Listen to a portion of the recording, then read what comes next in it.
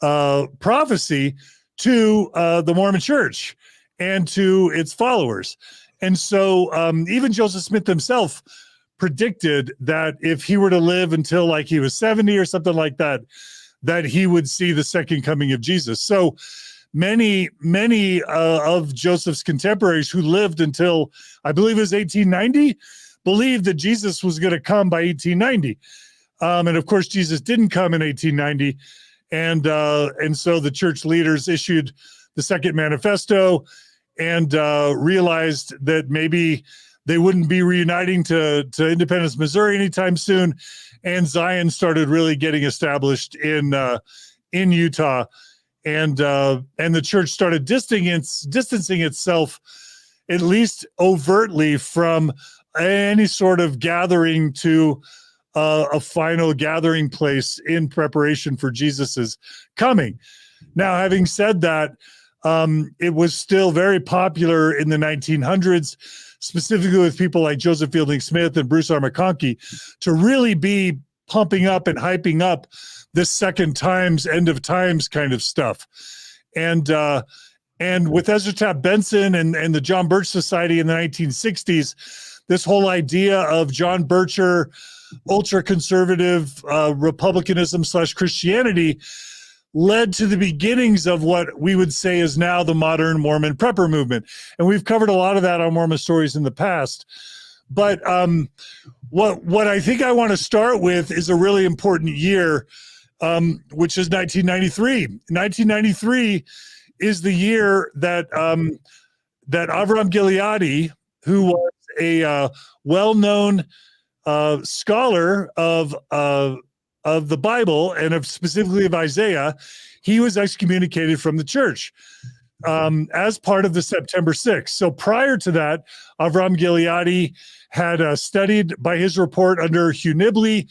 Hugh Nibley, I believe Avraham Gileadi claims that Hugh Nibley said at one point that no one in the Mormon church knew Isaiah better than Avraham Gileadi, or some sort of message like that. Avraham Gileadi ended up writing books, doing circuits, firesides, tours, until he ran afoul of the church leaders. And in 1993, he found himself excommunicated from the Mormon church. And I think the brethren's concern at the time was that he was talking too much about the second coming, talking too much about end times, and too many people were starting to follow him and get too worried about the second coming. It turns out that after he's excommunicated, he was able to meet with Mormon apostle Neal A. Maxwell, which coincidentally was also Tom Harrison's apostle friend that's mentioned in the beginning of the Visions of Glory book. And it appears as though Neal A. Maxwell pulled strings and got Avraham Gileadi rebaptized within 3 years of his excommunication. So my understanding is that by 1996, Avraham Gileadi was rebaptized in the Mormon church and continued his book publishing and continued his sort of prepper prophecies all around Isaiah and the end of times.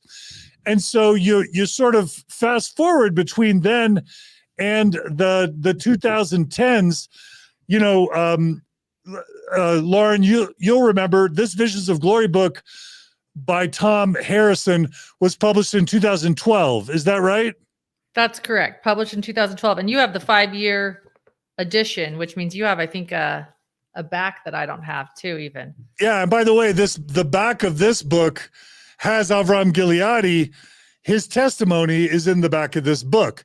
So I'm not mentioning Avraham Gileadi or Visions of Glory for nothing. These things are all super, super connected. If y'all remember the Visions of Glory dual episode we did just a couple weeks ago, Avraham Gileadi writes about Visions of Glory. Visions of Glory is God's gift to humanity at a critical time in its history. It accords in every way. Did you hear that, Lauren? Yes, every way. It accords in every way with biblical prophecies about Zion and Jerusalem. The end of the world as we know it, as the prophet Isaiah and Apostle John depict in code, is masterfully detailed in John Pontius as Spencer related it to him, Spencer being Tom Harrison. So between 2012 and let's just say a couple of years ago, that's when a lot of the prepper stuff that you started following really started emerging. And we've talked a lot about Tom Harrison's role. We haven't talked a lot about Avraham Gileadi's role. And in reality, Lauren, I think you haven't really studied Avraham Gileadi a whole lot. Is that true? No, you and I have been talking, and I even said to you, I'm looking forward to learning a lot more from you tonight about him. All I know is you brought him up in our podcast. You brought him up because I don't have the endorsement on the back of my book like you do. And so you brought him up during our Visions of Glory podcast, and you said, this is one of the September 6th. This is really important. You shared who he was, his relationship with Neil Maxwell, which you just did again. And I really didn't know much. I thought, oh, that's interesting. So then we all leave and we go home, and I fly back home, and this Blaze story comes out this next week, which, you know, we all said, I do want to say that, John, you said on the podcast, like if people don't do something, this is going to happen again and again. And here we are. And then his father, Blaze's father, Ben, is on East Idaho News being interviewed by Nate Eaton. And he states, she studied Avraham Gileadi. And I'm like, oh my gosh, like you just brought it up. And so all of these people started writing me, telling me what they knew about him. I've been on a phone call with a few people, but no, you know much more about him than I do. And I'm looking forward to actually myself learning a lot more about him from you tonight. So thank you. No, my pleasure. And thank you. And again, we're loving our YouTube. Now we've got the Hidden True Crime audience joined with us, as well as the Mormon Stories audience. This is a great collaboration.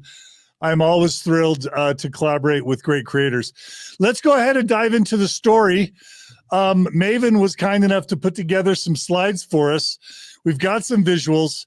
And do you want to talk us through what's on this slide, Lauren? Yes. This is our diagram, our graph, our scientific graph of the players in this case that, you know, luckily everyone is okay as far as we know right now. By the way, we should do a shout out to East Idaho News? Idaho News, Nate Eaton. They did a great job on this story. They brought this, public. Yes, a definite shout out. That Nate Eaton guy's really on the ball. Like, he's an important contributor. He is. And he did an incredible 2 interviews with Ben and Thibaudeau, and then also Braydon Snar. And we're going to show some clips from that. Okay, terrific. People are calling me out. Echoes from the Tabernacle is saying John gets a little shouty when he's excited. Am I getting shouty, Lauren? Am I being shouty? But you know what? I do that. Whenever I'm live, I get shouty. And it's also, I think it's actually a little bit of like a deadline. We got to go. We got to get this story out. And I know that you've been working all day on this. So I think that would make sense. All right. Well, here's the cast of characters. Talk us through the cast of characters. Thanks to East Idaho News for this visual. Yes. Thank you, Nate. So let's start with Brooke Hale. That is Spring's brother. Spring right there. Spring Thibaudeau is the mother of Blaze, who was arrested of felony counts. We'll talk about that in a second. And Spring and Brooke, who I just mentioned, along with Abby, go down below. Abby Snar in the middle there. That is the daughter of Spring, the niece of Brooke. The 3 of them left. They're preppers. They all seem to believe that the earth was coming to an end, or you know, they were preparing for the second coming or the tribulations ahead. And with them, they took Blaze Thibaudeau, who is right there at the red. He is 16. He's the minor in this story, the one that everyone was very concerned about. Luckily, he was found at the Alaskan border. Then the person on the very left is Braydon Snar. That's somebody else that Nate Eaton interviewed. That is the husband of Abby Snar. Really interesting. They're both very young. They're newlyweds. They were married a couple of years ago. And Abby invited, we'll get into that, but Abby invited Braydon to come. He declined. Everybody stated that Blaze would likely decline. He didn't believe any of this, but somehow he was with them. And then Ben on the top right there, Thibaudeau, the father of Blaze, he is the one that did an excellent interview with East Idaho News and Nate Eaton, explaining why he was so concerned about his son. He said his son did not believe this. He's 6 feet tall, a football player, 16 years old.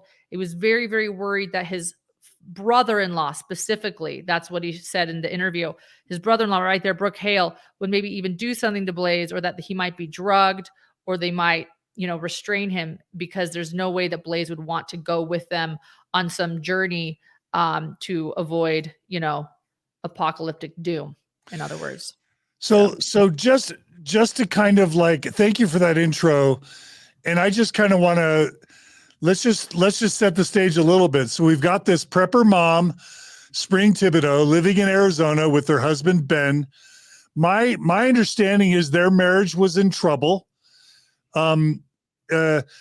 Prior to this, do you have any sense for the status of their marriage just before all this mayhem even erupted, Lauren? Yeah, separated and getting divorced. And it wasn't a great divorce, according to Ben in his interview with Nate.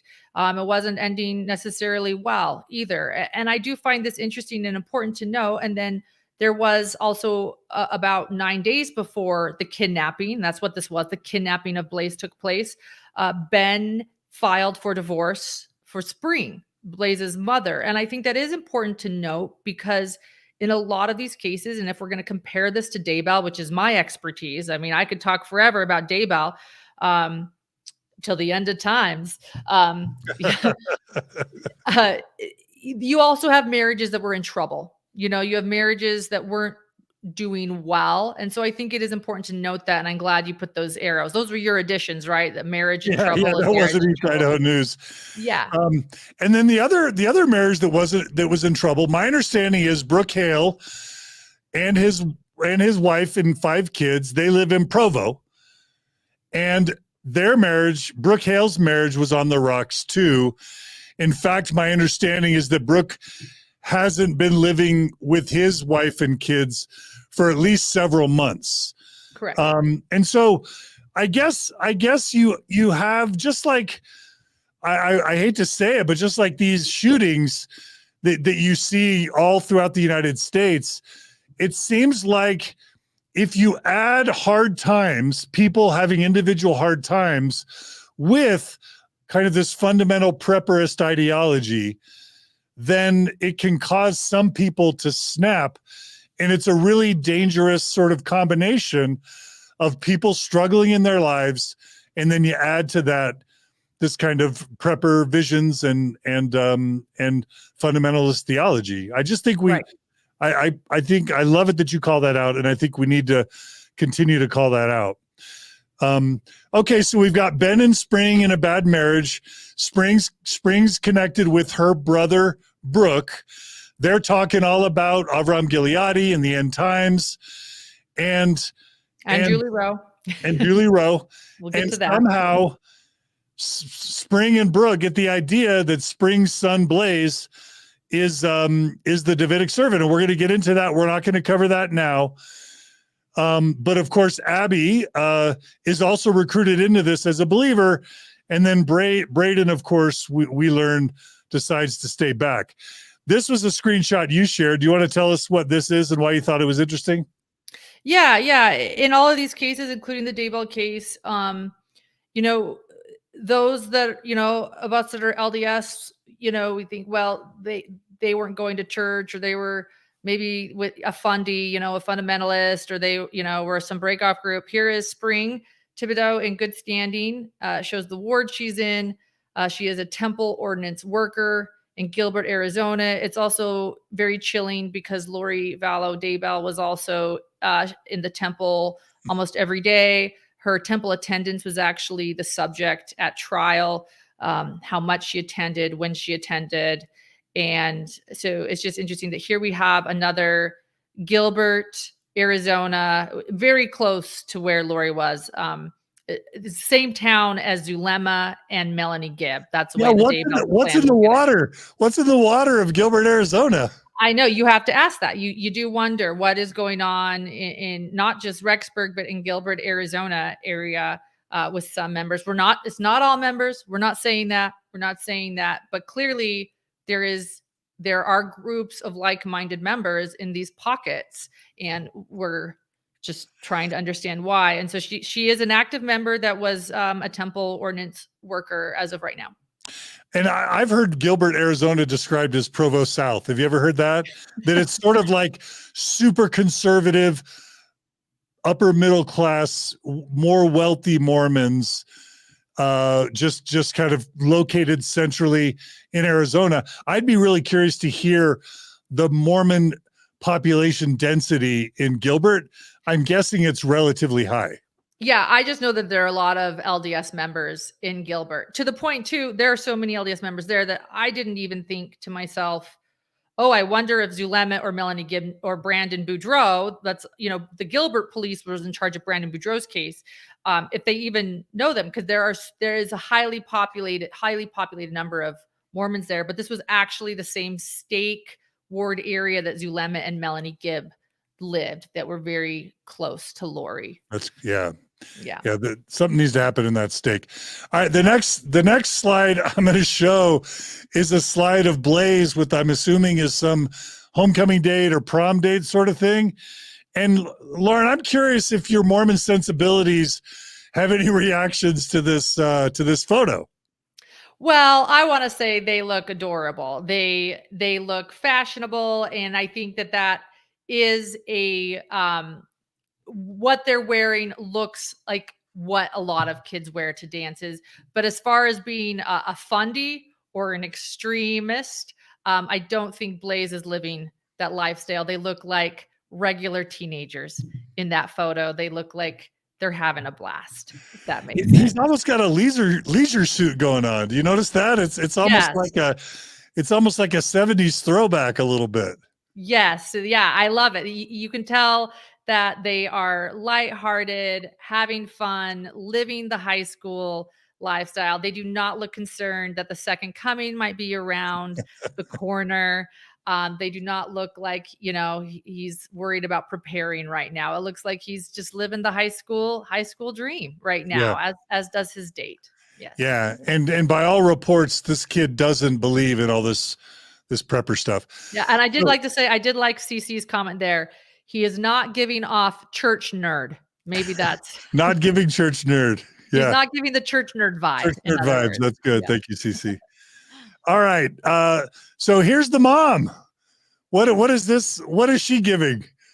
Lauren, what's giving church nerd vibes? No. She's giving mom, but it's kind of happy, joyous Mormon mom, right? She looks very sweet. Yes, I wouldn't look at her and say, "Oh, there's a prepper for you." But I'm looking at it biasly, knowing what I know. I could see her more fit this mold than her son Blaze. And I have had people email me who know her, and they say the sweetest, nicest woman. Have you heard that? Any reports like that? I've heard that too. I've heard people that I've actually heard from some people that maybe she wasn't even that social, but she was always kind, that she was always sweet. I have not gotten a single message from anyone that says she was unkind, she was rigid, she was mean. Some people admitted they didn't know her very well, but nobody has said anything but that she was kind. Yeah, that's what I've heard too. Yeah. All right. And then here's the young married couple. And they just look like BYU students to me. They just look like really nice young newlyweds. That's Abby Snar there. She is Blaze's sister. She is Blaze's sister, and she is married to Braydon Snar. They've been married a couple of years now, so I consider that newlyweds. Their age, they're like, oh, we've got 2 years under our belt. But you can see how young they are. I believe they're both returned missionaries, I want to say. And clearly they got married young. They look like kids in that picture. And I don't know. What do you see in that picture? That's what I see. Yeah. Just a young, bright, happy Mormon couple. Yes. And which kind of makes this all the more tragic. Yes. Yeah. In other words, we're not talking about fundamentalists here so far. Yeah. Right. And then this guy.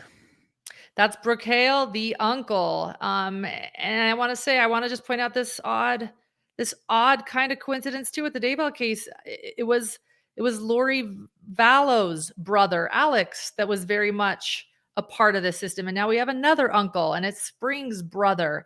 And there he is. I don't know, just looks like an average Joe to me there in that photo. Yeah. All right. So you have some theories, Lauren, on a couple things that you think may have triggered this event. Do you want to talk about at least a couple things? Yes. What's this visual First of? off, I do have a few theories on what triggered this event, and I'll share them all to address what's on the screen right here. I do know that Spring, this YouTube video was on Spring's computer. I know that she was looking at that right before they left. I've listened to the whole thing. It is not LDS based. It's actually a preacher in Las Vegas, but it is, if you believe this stuff, it'd be very frightening. I'll say this. This person stated that the Middle East conflict, that was the big theme in this video, that it doesn't last very long. All past conflicts in the Middle East last a couple of weeks at most. Something big is going to happen. They brought up the recent eclipse and that Halloween is coming and Halloween is of the devil. And you better be prepared. And it was just, he said at one point, if you sound like I'm yelling, it's because I am. Do something, be prepared. So it was a very frightening warning, this video. In addition to that, interestingly enough, again, bringing up the podcast that you and I just did, John, about Visions of Glory, it seemed to trigger something in a lot of the people that love Visions of Glory. And then this interview that you did, and that you premiered right after our Visions of Glory episode. This is Kim Coffins and Josh Coffin. And they are, Kim is Christopher Perret's daughter. He is the owner of Avow, the Avow website, another voice of warning that we went over earlier in this episode. For those in my audience that missed it, it's because I started late. Go check that out on Mormon Stories. The beginning, we go all over who Avow and what Avow is. So it seemed, I'm just going to say it, I think that you really triggered Avow, John, and some of that community. And we did, because I've also have, while Christopher Perret doesn't want to admit it, there are some snitches in Avow. I'll just say that, that definitely send me a lot. They probably send you a bit too, John. I have the whole thread about, Kim Coffin's interview, the entire thread, what everyone was talking about, what Chris is talking about, and the entire thread about the Visions of Glory episode. They were talking about these episodes. So after the Visions of Glory episode aired and we flew home, and before you premiered Kim's interview, I received an email from someone. I had not talked to this person in a few years, but they have been an excellent source with many things that I've covered in the Daybell case. And they said, hey, I got to show you this. I just got an email from Christopher Perret. I didn't even know Christopher Perret still had my email address. I'm a former Avow member. I'm not on Avow anymore. I don't know why he would send this to me, but check it out. And so I checked it out and I read it, and it's this email screenshot you just put up there, which talks again about the conflict in the Middle East. And it talks about, it's asking everyone to log into Avow. But this was my first thought. The Blaze story hadn't happened when I got this email. My first thought was, oh, Christopher Perret is trying to get ahead of his daughter's premiere tomorrow. He knew, I'm sure, that his daughter's interview was coming down. He had heard word about it because people were discussing it. He actually, and then that was confirmed because I saw an Avow post where Christopher Perret said, hey, by the way, my daughter's about to be interviewed and I'm going to try to get ahead of this. And he shared that. At that same time, he's writing this email and saying, everybody, log on to Avow right now. Are you prepared? The Middle East conflict. Don't forget this. Don't forget that. And he's clearly trying to, rally his army, get them all on Avow so he's not canceled, because, go watch Kim's interview. I'll just say that. He knew, I think, some of the things that were probably coming. So I have a theory. I just want to say this, that Spring was a huge fan of Julie Rowe, huge fan. She was a scribe for Julie Rowe for a time, 2015 era. This is when Avow was huge. I can't imagine with that being in play, that Spring was not ever a member of Avow because Julie Rowe had her platform on Avow. Avow is the thing. And so if this email is going to former members, current members, I've just got to be certain that Spring also received this email. And I want to throw that out there, because when you have people that are fearful and you're stoking fear, I want you to be held accountable. And I just want to say, for everyone sending out these emails to people when they are afraid already and watching these videos, like, shame on you. Like, it's just, I do suspect that also played a role. Was it the only role? No, but I do want to point that out, that these, those are affecting these people too. Be afraid, be very afraid. The conflict in the Middle East, Friday the 13th in October, Halloween, and an eclipse, boom, you got a problem. There's a really good question. Annie Iden asks if Julie Rowe got excommunicated. The answer is yes. Julie Rowe was excommunicated. Do we know about Christopher Perret's membership status, Lauren? I cannot confirm or deny. I cannot say either way, but I have never heard that he's been excommunicated. So as far as I know, he is a member in good standing, unless someone can correct me. But if asking me today, I would say, oh yeah, he's a member. And Avraham Gileadi absolutely is still, as far as I know, a member in good standing. I had someone reach out to me who is in his stake and was able to confirm that as of just last year, the year before he was a member. Okay, so we're going to dive in and show some clips of some interviews, again, by Nate, right, of East Idaho News. Nate Eaton, yes. And they're going to just kind of lay down, as a matter of public record, kind of what happened in the story, and then we'll comment between clips. Is that okay? Absolutely. All right, Lauren, let's jump in. And who is this? This is Braydon, right? Snar. This is Braydon Snar, and it is the husband of Abby Snar. All right. Never did I ever expect this to happen. My wife, 6 or so months ago, mentioned to me, she was like, Braydon, if there was ever a time that we needed to go, would you be willing? And my response to her was yes. I mean, if we were invaded by another country or our lives were in jeopardy, I would obviously not be in Phoenix and in my apartment. I would leave. I just want to pause there for a second.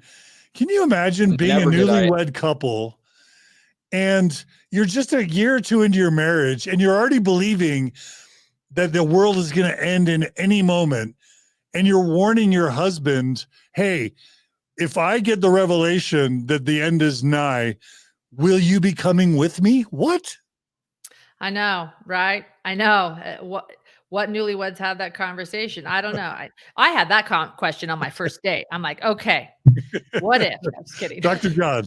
Yeah, Dr. that's John. what you just put on Tinder as your Tinder headline now, Ready to go. Come? Are you ready? No, I cannot imagine having that conversation as a newlywed. Yeah, super sad. Anyway, let's go on to the next clip. Nothing was wrong. It was a normal weekend for us. Date nights, everything of those sorts of things. It wasn't until Monday morning that I got ready, woke up, showered, went to work, that I got a call about 9:54 a.m. from my wife telling me that she needed to go to the hospital, that it was an emergency, and that I needed to come home as soon as possible. And so I hurried, rushed home. When my wife opened the door, the apartment was a mess. She had gone and purchased a bunch of hunting, utility, camping gear from a local sportsman's warehouse. And in utter shock, she told me that it's time to go. It's time for us to leave, and that I need to go with her. Yeah, so it sounded super last minute. Like it's not like she had been storing up equipment for months or years. It's like she went to the local whatever Target, or I don't know, grabbed some supplies and said, we're on our way. What was the weird thing about going to the hospital and then him coming back and the doorbell camera was off? Do you know what I'm talking about there? Yeah. That was interesting. She actually called him and said, hey, I'm sick. I need your help. Come help me. I need to go to the hospital. And so when he got there, the first thing he noticed is that the doorbell camera had been taken off the door, which to me, my speculation is some paranoia. We're being watched, or we don't want to see where, we don't want people to see where we left. It is interesting. And then when he went in there, he realized she was packing all this winter gear when they live in Arizona. And she said, the time is now. Yeah. I don't know why the camera would be off, but it definitely seems like some paranoia, or we're being watched, or we will be watched. Yeah. Yeah. All right.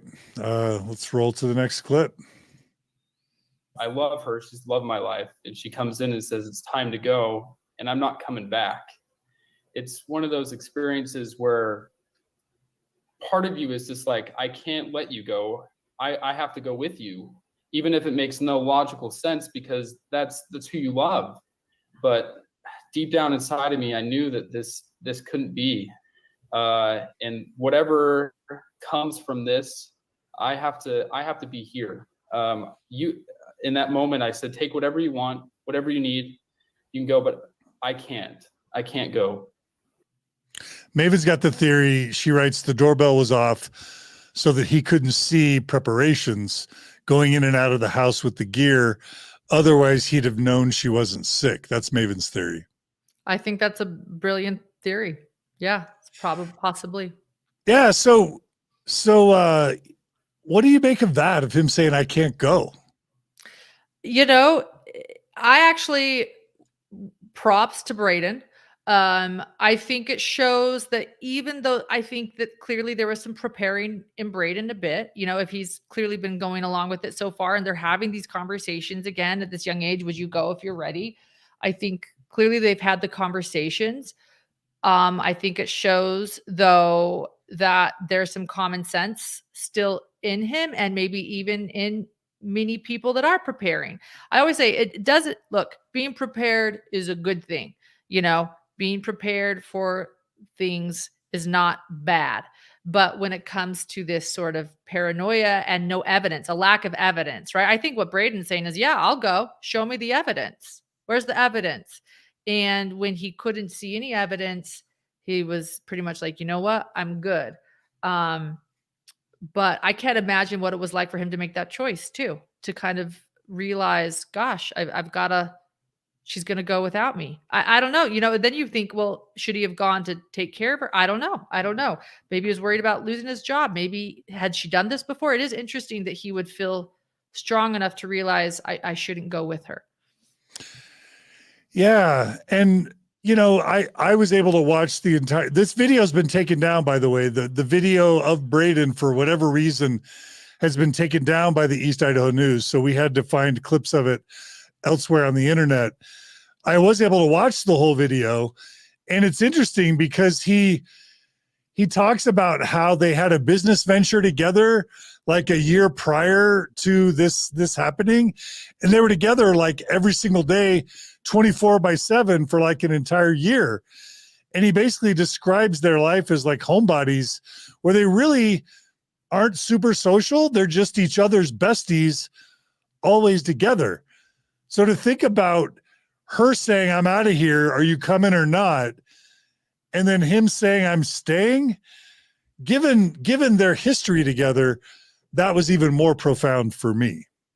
Yeah. Yeah. He clearly did not see what she saw when it came down to it. Yeah.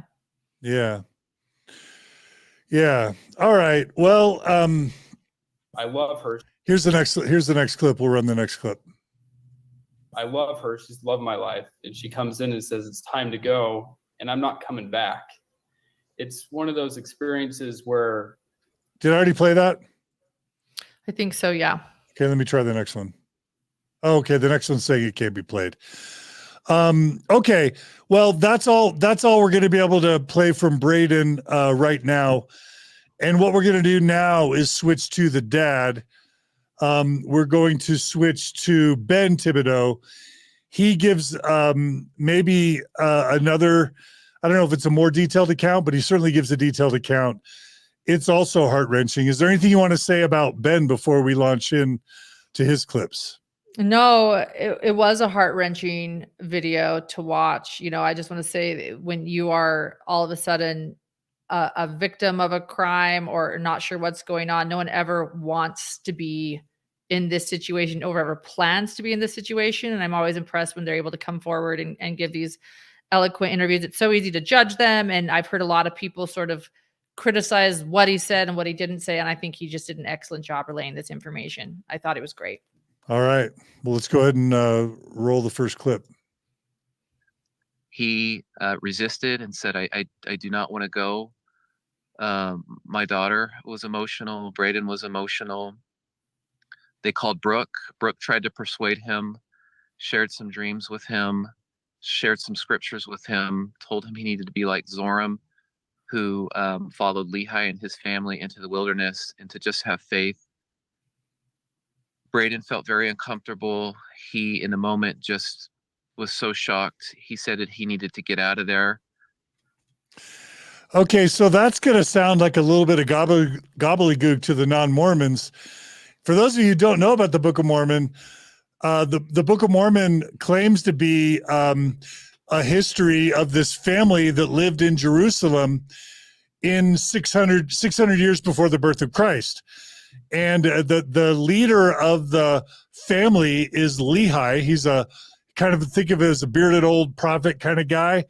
And he has a wife and several children. And Lehi gets this vision that he needs to leave Jerusalem before it's destroyed. So Lehi takes his family and leaves.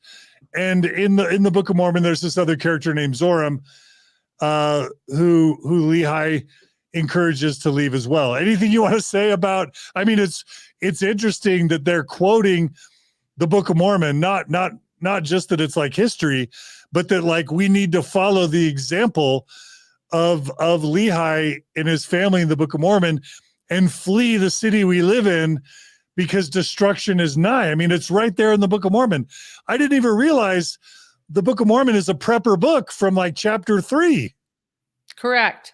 Yeah, no, the thing I want to say about it is, I want to just keep pointing out the similarities between the Daybell case and the Lori Vallow case.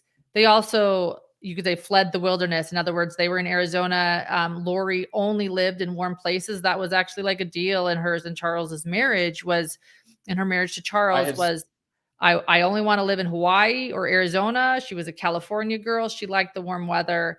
And all of a sudden, Lori, just without really telling anyone, left with her 2 youngest children to Idaho on faith. And it was a similar experience. And Lori also justified things using the Book of Mormon.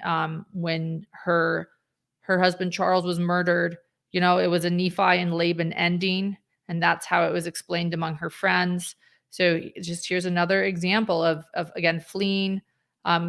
Are you ready? I guess that question is part of that. Will you go when the time is nigh? And here Lori did it, and now Spring is doing it. Yeah. Maeve was able to get that last clip with Braydon to work, so I'm going to go ahead and go back and play that really quick. Thanks, I Maeve. have sent her a few text messages just saying, I love you. I can't believe this is happening. Like, what are we doing? What are you doing? There's consequences to this. Like, they're going to find you. And she adamantly kept sending text messages. You need to come with me. I love you. Please be here. It's not too late. You can still make it to the airport. The last text message I got from her was the word okay with a red heart after I said I flew my dad out here. What do you make of that, Lauren? It's just sad. My heart goes out to him. It's they're just, I know that they're adults and they're married, but I just see him as this young boy learning and experiencing life for the first time. And as you put it, I can't imagine dealing with something like this in your first years of marriage, and just what that was like. Wasn't there an exchange where she basically said, I'll see you in a few years if you're still alive? She said, I'll see you in a few years. Yeah, that was really interesting. That was telling, like, maybe they'll be back. And I think that's something important to point out too, when Mormons refer to, or those that are LDS refer to the end of the world. And I think this is something that needs to be pointed out with the Daybell group as well. There's those that believe in the end where it's like post-tribulation and it's just the rapture and everyone, the second coming of Christ comes and people move on to heaven. But in the pre-tribulation, that's why I call it pre-trib. The pre-tribulation sort of second coming, it's actually not the end of the world. You don't all just go to heaven. You're preparing for calamities and destruction and just terrible, terrible times that happen. And this is the Visions of Glory. Really, this is actually the entire Visions of Glory book. So the end is coming, but the tribulations are coming, and only the righteous will survive. And then you have to live through it. So I think that is an important distinction to make, because people think, well, if Chad just thought the earth was going to blow up, why were they collecting money and, living in Hawaii? Like, no, they knew it wasn't going to end. You have to realize this is pre-tribulation rapture dreams. It's the Visions of Glory book. Everyone dies except for the last 144,000 on earth, and they have to survive on earth. So that is an important part of this. And I always find it crazy when somebody kind of pulls a spiritual trump card and says, well, I know that I'm going to be alive, but you may or may not be, because I've got that channel into the divine, but you may or may not have that channel, right? I'm leaving, you're staying, so I love you, but hopefully I'll see you. Hope you're not crispy, Wild, I know. Maybe was able to find that clip. Let's go ahead and play it. Arizona family also reporting that Blaze's sister, 24-year-old Abigail Thibaudeau, was also with them. Braydon Snar, Abby's husband, says she tried to convince him to go with them, buying him a ticket to Boise, Idaho. She said, I love you. We will be back in a few years, and if you're still around, I'll come find you. I can't even. Yeah. All right. And yeah, thanks to Maven. Maven did so much work putting together this presentation at the last minute. So huge thanks to Maven. Shout out to her. All right, let's go to the next clip, which this is Ben Thibaudeau again. This is Blaze's dad talking about how it all started. So back in 2015, my wife got involved pretty heavily with Julie Rowe. So much that she was asked to be a scribe for some of these revelations that Julie Rowe was receiving. There was some energy healings that took place. It concerned me a great deal. I expressed that to her, and we actually, I requested that we go in and talk to our ecclesiastical leader, a bishop, to talk about it. The bishop asked her, or essentially told her, she needed to stop if she wanted the marriage to survive. Spring stopped following Julie Rowe at that time, but I think she was still indoctrinated with a lot of what was taught and shared. My wife's always been fascinated with the end of days, the last times. She's recently been researching significantly an author by the name of Avraham Gileadi, who purports to understand the book of Isaiah.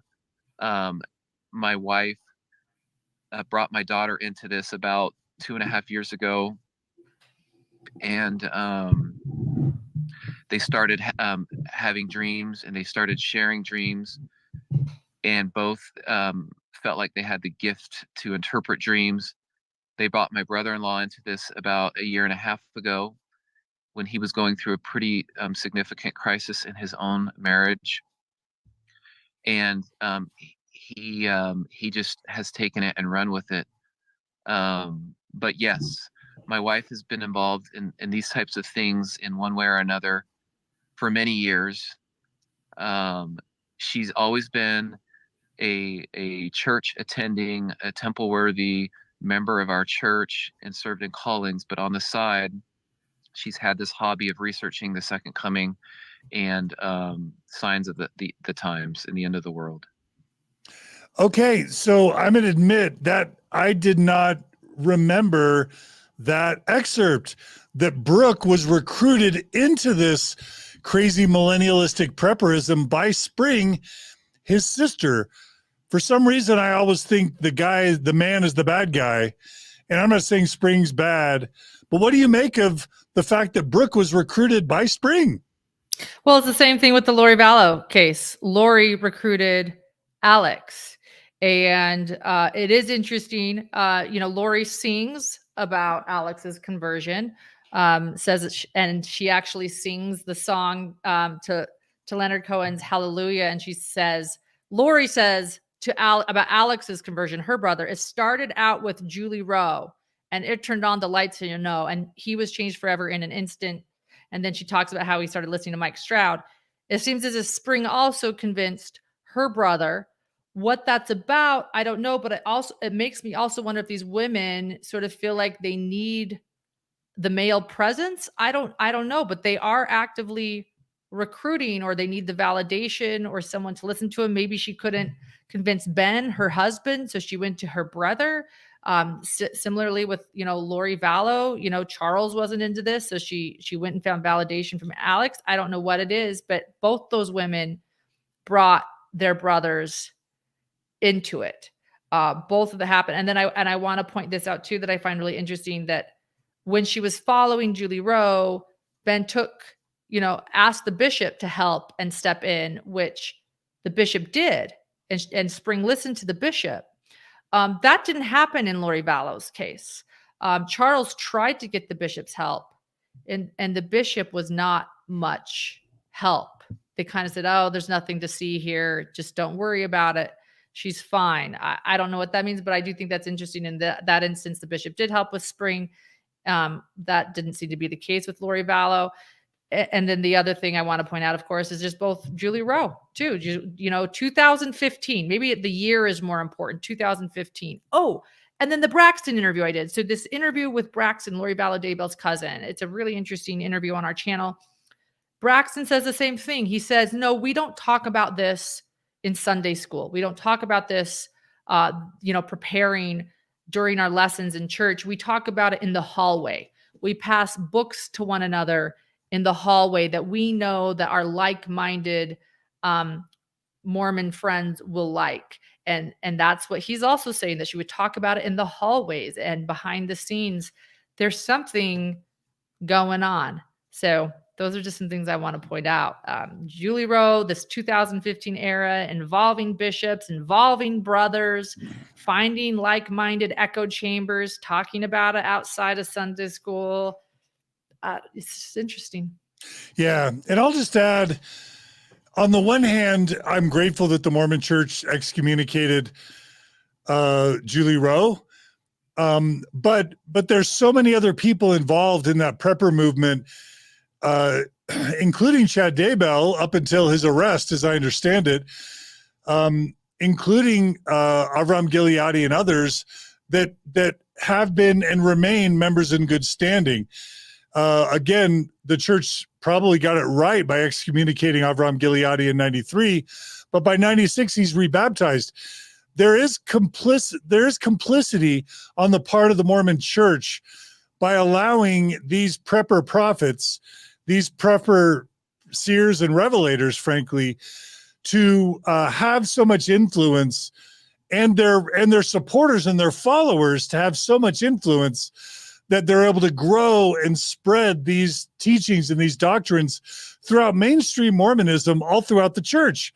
And being someone who is more on the progressive side, we know, let's just say a Mormon that was in support of same-sex marriage, a Mormon that was in support of the church telling truthful history, a Mormon that was in support of having women have more status in the church, or denouncing racism. We know that the church knows how to deal with people like us, people like Sam Young, who is advocating to protect children from abuse. Natasha Helfer, that was advocating for sound, ethically based therapy practices. The church hated all that, but they knew how to handle it. They excommunicated a whole load of us, and a lot of the people that followed and listened to what we did.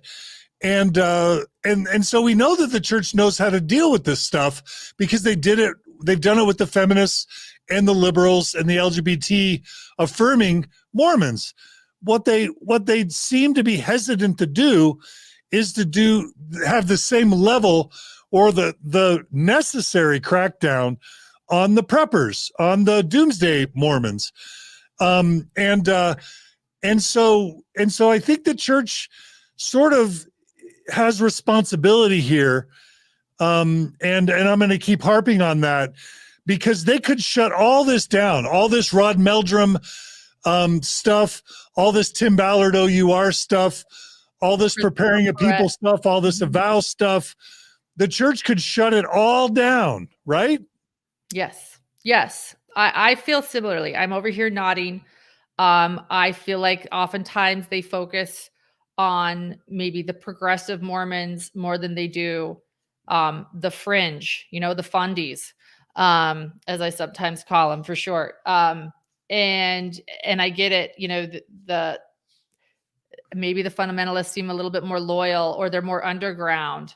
I will say that I think that's one aspect of it. And I do want to point that out. Let's go back to Julie Rowe, because this is one place where I actually have empathy for Julie Rowe.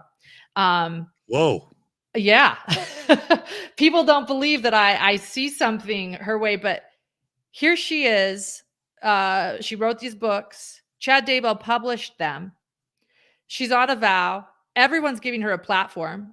In my opinion, well, she's self-proclaimed she has mental illness. She struggles mentally. She's been hospitalized for her mental illness. All of these men are using her. Chad's publishing her books, making more money off of her than anyone else. Avow is promoting her, using her. She's starting to speak. She has this tabernacle, there's this infamous or famous, however way you look at it, tabernacle meeting where Julie Rowe is speaking. It's completely full in Rexburg. She's making people money. BYU Idaho caters the event, and she's excommunicated. Her publisher is not excommunicated. They ban her from Avow the day the media comes out, Chad's, children. And they all just ditch her and they start calling her dark after. So I got off a little bit on tangent, but my point is, why didn't they go after Chad Daybell, her publisher? Why didn't they go after everyone planning these events? Why did they just focus on Julie Rowe? And I want to say, yeah, maybe she's louder. Maybe she's more out there. Maybe she posts more on social media.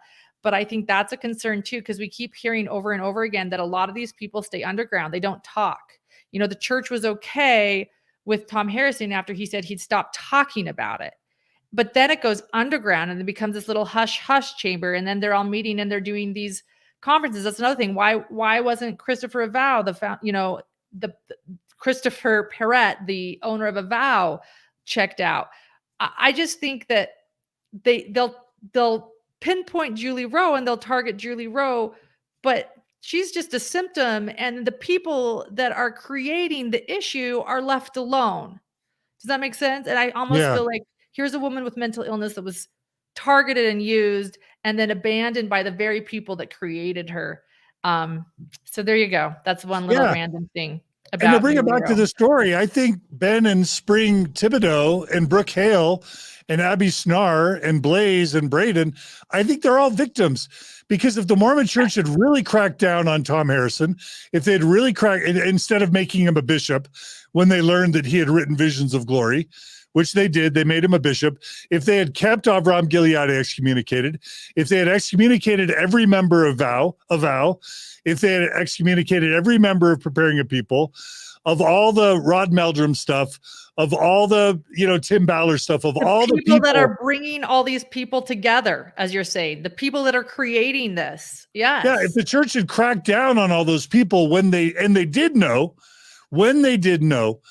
then I don't think we have Spring and Brooke and Abby absconding with Blaze. I just don't think it happens. Correct. It doesn't matter if they're not, it should, the threat to the LDS Church shouldn't be people that are on social media screaming and the loudest. The concern of the LDS Church should be the people that are being a little bit more quiet, actually a little bit more, the people planning, the people creating these conferences, the people bringing people together. That's something that they keep attacking the symptom. I think that's the best way to say it. I feel bad too. Spring is also a victim of this. Christopher Perrett is the one emailing her early Monday morning, right? But does anybody care? All right. So Max is saying, John, please touch on the Davidic servant concept. Absolutely. That's you read our minds. We're going to jump into that right now. Get ready, everyone, for a deep dive into the Davidic servant idea here on Mormon Stories and on Hidden True Crime. Here we go. My wife, Abby, and their uncle all believe in this rapture and this doomsday scenario that's about to happen according to the beliefs they have. And they three made the decision that now was the time to go gather. And Blaze's role in all of this, they believe he is something called a davidic servant. So they felt like they need to protect him, and they needed to take him to this undisclosed location where he would receive his calling and understand his role in the second coming and the Savior's return to the earth. So that's how Blaze is involved in this. They see him as this Davidic servant that plays a significant role in the Savior's return. All right, so let's jump into what this Davidic servant is, this stuff is. And I hadn't really dug into this much until recently. So I got onto YouTube and I found this this really interesting YouTube channel called Latter-day Disciples Podcast. There it is, lots of different familiar faces, people that we know, people that we love. And of course, if you look at the videos, just recently, lo and behold, you see there 2 months ago an episode called The Davidic Servant with Avraham Gileadi. All right, so now again, Mormon Church, here is somebody who's spreading preterism and the Davidic servant ideologies that you can excommunicate, right? There she is, Latter-day Disciples Podcast. We're giving you a tip. Help us help you, Mormon Church. Help us help you. Here is someone you ought to check out. Have them called into their bishop instead of people like Stam Young and Natasha Helfer. Now, I went ahead and I watched this interview with Avraham Gileadi, and we're going to play some clips from it. But before we do, I'm going to just give you all a little bit of a background on Avraham Gileadi. You will hopefully be surprised to learn that his profile is currently on BYU's website. So here is Avraham Gileadi currently on BYU's website. Says he's born in 1940, a Hebrew scholar and literary analyst specializing in the book of Isaiah. He grew up in the Netherlands, later emigrated with his family to New Zealand.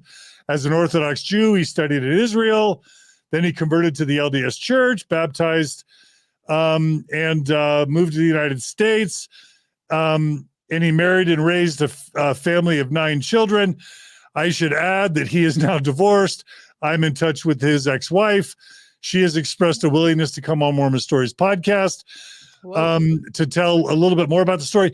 Really quickly, Lauren, do you find it interesting that BYU is hosting a profile of Avraham Gileadi currently on their website? Yes, it is interesting, especially, fascinating. And again, he publicly endorses the book Visions of Glory. Again, you have that on the back of your 5-year anniversary book. I don't have it on mine, but he endorses the book. I know from other people, he really encourages the book. It is interesting. An excommunicated, well, I guess he wasn't. And rebaptized, or it was expunged. I don't know. I've heard some things. It is very interesting to me. It even has his phone number there, 801-422-6975. You can call Avraham Gileadi at his BYU phone number, apparently. So, but again, just like with Tim Ballard, like I can see the Mormon Church coming out with the press release saying, we've never supported or endorsed Avraham Gileadi in any way. Lauren, you haven't seen this next slide. I typed in Avraham Gileadi to the Deseret Book website. What do you think I found, Lauren? I don't want to know. Surprise me, John. I'm ready. $8. $8. Deseret Book is selling $8 wow. by Avraham Gileadi. Isaiah Made Simple, Unsealing the Essential Isaiah, End Times Prophecy, a Judeo-Mormon Analysis, The Literary Message of Isaiah, End from the Beginning, Isaiah Decoded, Windows on the Prophecy of Isaiah, Apocalyptic Commentary of the Book of Isaiah, and my personal favorite, thinking of Lori and Chad, Becoming Kings and Queens of the Gentiles. What do you think, Lauren? Well, for my audience that is not as familiar with Deseret Book is the end all be all. People will tell me all the time, look, I found this book. LDS Bookstore is selling Visions of Glory. And I'll say, that's really interesting, but it's still not, despite its name, the LDS owned bookstore. The end all be all bookstore that is owned by the LDS Church is Deseret Book. And that's why this matters. This is the church's bookstore, and they are selling all of his books. And I find some very questionable concerning titles as well. Just a lot of fear-based titles there. Yeah. And here's a shot of a couple of the jackets to his books. Really quickly, I'm getting called out fairly. Corey Bell writes, she's quoting me in my call to excommunicate someone. And then he or she writes, I thought excommunication was barbaric and a 15th century answer to a 21st century problem. The truth is, you're right, Corey. I am against excommunications. I do think they're barbaric and medieval, especially when it's people that are genuinely trying to help the church do good. People like Jeremy Runnels, Natasha Helfer, Sam Young, Leah and Cody Young. So many good, honest, kind people have been put through disciplinary council hell for simply holding up a mirror to the church, showing the church what it is, giving the church advice on how to do better, and the church. What does the church do to thank them? It excommunicates them. Now, you are calling me out on hypocrisy that is valid. If I think excommunication is barbaric, why would I call for it? And I would just say this. I don't know, Lauren, what should be done with people that are advocating breaking the law, people that are advocating hysteria, people that are profiting from and advocating a mental delusion that's having such significant consequences. You know, setting aside the murders and the abductions that seem to be happening all the time, and the spiritual wifery and weird polygamy things, just all the millions of dollars and inheritances and retirements that have been liquidated and sent to these prepper suppliers who are profiteering off of scaring people. Like, should those people be excommunicated? Is it barbaric to excommunicate those types of people? I mean, I don't know. Maybe excommunication's an awful thing, but the church has to do something with these people that are sowing mayhem. I have thoughts. Here's the quick rundown, and then I'll get into a little bit more. With my faith background, I believe that the Church of Jesus Christ of Latter-day Saints should absolutely stop membership removal, excommunication, whatever you call it. I think we should, once a Catholic, always a Catholic. I think that's what the LDS Church should do. It might even help with some critical thinking. Being a member doesn't mean much. Nobody meets a Catholic and thinks, oh, I completely trust them because they're Catholic.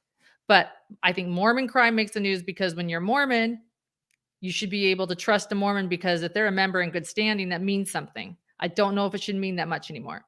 But the point is, the church does excommunicate. And if they're going to excommunicate, then they need to get it right. Or remove membership. That's the new way to say it. The term excommunication is now retired. We say removal of membership. But I'll say this too. On our channel on Hidden True Crime, and I think that Mormon Stories is a lot like this too.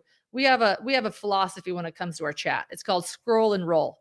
You don't like something? Scroll, roll, keep going. When we start deleting too many comments, you know what happens? I get all these emails from people saying, delete more, delete more. Well, you missed this one. Well, how could you delete so many comments and regulate the chat, but you're missing all the ones you really should be deleting? In other words, leave it to the people to figure out who they're going to, who they're going to read, who they're going to follow, who they're going to listen to. Scroll and roll. The church needs to stop excommunication, but the bottom line is they're not. And so they need to get it right. And until they stop it, they need to get it right. That's what I say. Interesting. I love that. Way to thread the needle, Lauren. That's good. Thank you. Anyway, thanks to the viewers and listeners for calling me out. I love to be called out.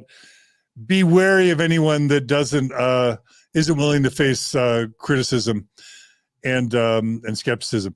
I'm going to quickly read something from the Isaiah Institute. So if you go to isaiahinstitute.com, that's Avraham Gileadi's website, where he's always talking about Isaiah, end times, etc.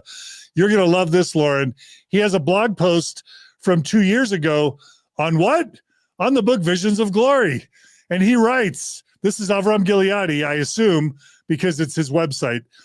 The book Visions of Glory by John Pontius, based on the near-death experiences of Spencer, has been the cause of much division and condemnation from people who find it incredulous or who feel threatened by its graphic depictions of the Earth's end-time phase we have now entered. Because of that, soon after its publication, I compared it with the prophecies of Isaiah and discovered there were no points of conflict between it and Isaiah's end-time scenario. In fact, Visions of Glory filled in many details in Isaiah's broader vision of the end from the beginning. What a pity, then, that in the very hour Visions of Glory has been proving helpful in preparing people's minds and hearts for the events now upon us, it is receiving renewed condemnation. Didn't the Lord warn Isaiah against this happening? Write on tablets concerning them, recorded in a book for the end time, as a testimony forever. They are rebellious people, sons who break faith, children unwilling to obey the law of Jehovah, who say to the seers, see not, and to those with visions, predict not. What is right for us, flatter us, foresee a farce. I could go on. What do you think about Avraham Gileadi's endorsement of Visions of Glory? It's way too close to home. We're talking like 1 degree of separation now. You know, the whole, it's not sponsored by the church, but who is sponsored by the church? Gileadi is. And who's promoting the church, or who's promoting the book? Gileadi is. They're one and the same now. Now we're talking about a scholar at BYU that's telling everyone to read this book. How is it not sponsored by the church? Yeah, and he claims to be, you know, if the church is selling 8 of his books as the expert in Isaiah, when the church's endorsed Isaiah expert is saying that Visions of Glory perfectly fulfills the prophecies of Isaiah. And by the way, that's in the Book of Mormon too. Like a third of the whole book of Isaiah is copied and pasted into the Book of Mormon. When we have Deseret Books and BYU's Isaiah expert saying that Visions of Glory is literally a fulfillment of Isaiah's prophecy as scripture, I think I'm just repeating what you just said, but I don't know how more significant that could be. Right. I don't either. I don't either. Deseret Book does not sell Visions of Glory, but they sell Gileadi, and Gileadi sells Visions of Glory. All right. So now we've set up Avraham Gileadi. We're going to dive into this concept of the Davidic servant. And we've got about 4 clips for it from the Latter-day Disciples podcast. Let's roll clip 1. Your particular topic is about the Davidic servant. And this is a topic, first off, I feel like it's not very well known, this doctrine, this truth. And if it is heard, it's incredibly controversial, and it's consistently discredited by those who are not as familiar with the work of Isaiah and the comprehensive truth where this person is really declared throughout all of the standard works. Can you tell us a little bit about your topic and of the Davidic servant, who this person is, and why it is a controversial thing to talk about them? Most people think any scripture, chapter headings in the scriptures say it's Jesus Christ, and it isn't. The chapter headings are not scripture. They're somebody's idea that they put there. And interpretations, anyway, have no place as chapter headings. They should be summaries of what the chapter says. Besides that, yes, people get upset because they have not searched the scriptures themselves. And therefore, when they haven't heard something 100 times or 1,000 times before, they don't believe it. They think, I've not heard that before, that can't be true. Well, the fact is, it is true. And if you truly understood Isaiah, you'd know that it was true. And not just Isaiah, but Jeremiah, Ezekiel, and others also talk about this latter-day David, and so does the prophet Joseph Smith. He says that the Lord will raise up one out of David's lineage by the name of David in the last days, who would do basically the things that ancient David did. And one of the things he does is gather Israel and unite Israel. The two houses of Israel, the house of Israel and the house of Judah, have been divided ever since Solomon's time, when they divided that at that time. All right. So a little bit of an introduction. He kind of mocks those who don't believe in the Davidic servant concept as not really searching the scriptures, a little bit of shame. He calls the Davidic servant a latter-day David. He says that Joseph Smith himself prophesied of a latter-day David, and that the purpose of the Davidic servant is to gather Israel and to unite Israel.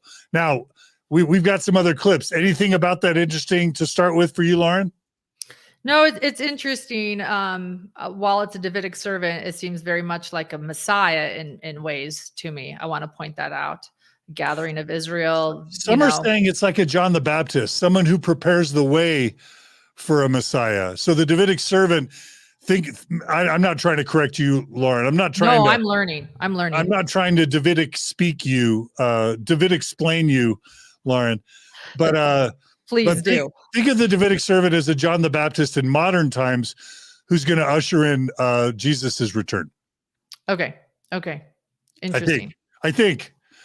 The one thing I do want to mention. One mighty and strong, Tad is saying. The one mighty and strong. Some say one mighty and strong. I'm not sure. Maybe our viewers and listeners can correct me. I'm not sure if the one mighty and strong that I think is prophesied in the Doctrine and Covenants is the same as the Davidic servant or is different. So I'll invite. Oh, it's the same? Well, that's what I've been hearing. Okay. Well, I'll invite our viewers and listeners to correct us if that's not true.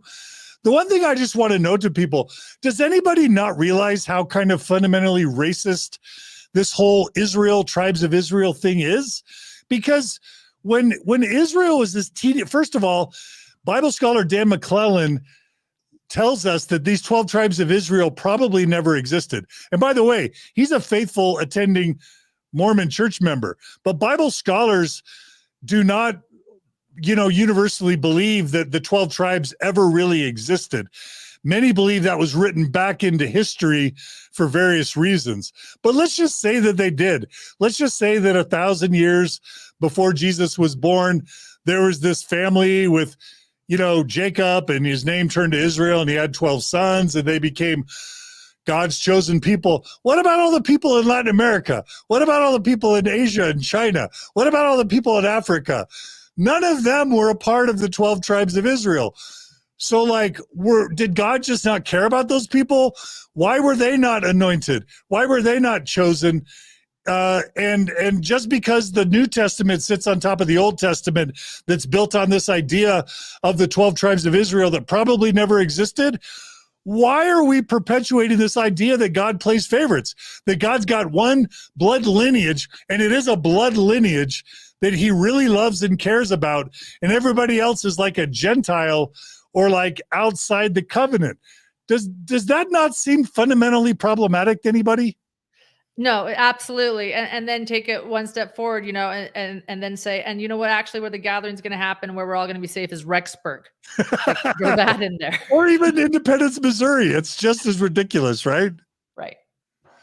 Anyway, but apparently the Davidic servant is going to gather Israel. He's going to reunite all those tribes together because Jesus can't come back if those 12 tribes aren't reunited. And by the way, who identified, what meaning in modern times does the tribe of Dan or the tribe of Asher or the tribe of Benjamin, does anybody know what that means in 2023? No, well, that's why we need Gileadi. I'm Daniel. Where do the Daniel people go? Oh, you're Naphtali? Oh, they're over there. What do these tribes even mean?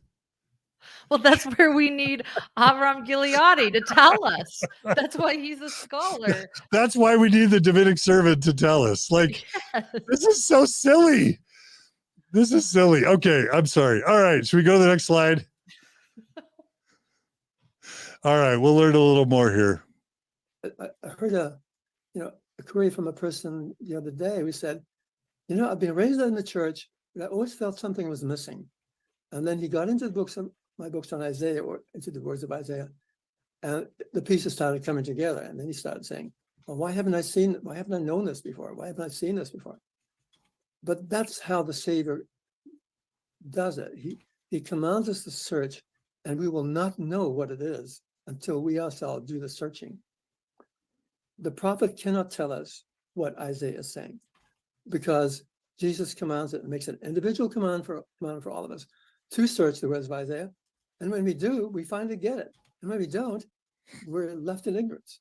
And we object to something we haven't heard before. It's as simple as that. It boils down to, not searching the words of Isaiah, not searching the scriptures, not putting the whole scenario together, not seeing that Jesus, when he quotes Isaiah, when Nephi quotes Isaiah, it's an end time scenario. And it's not Jesus leading everything. It's his servants who are doing the leading.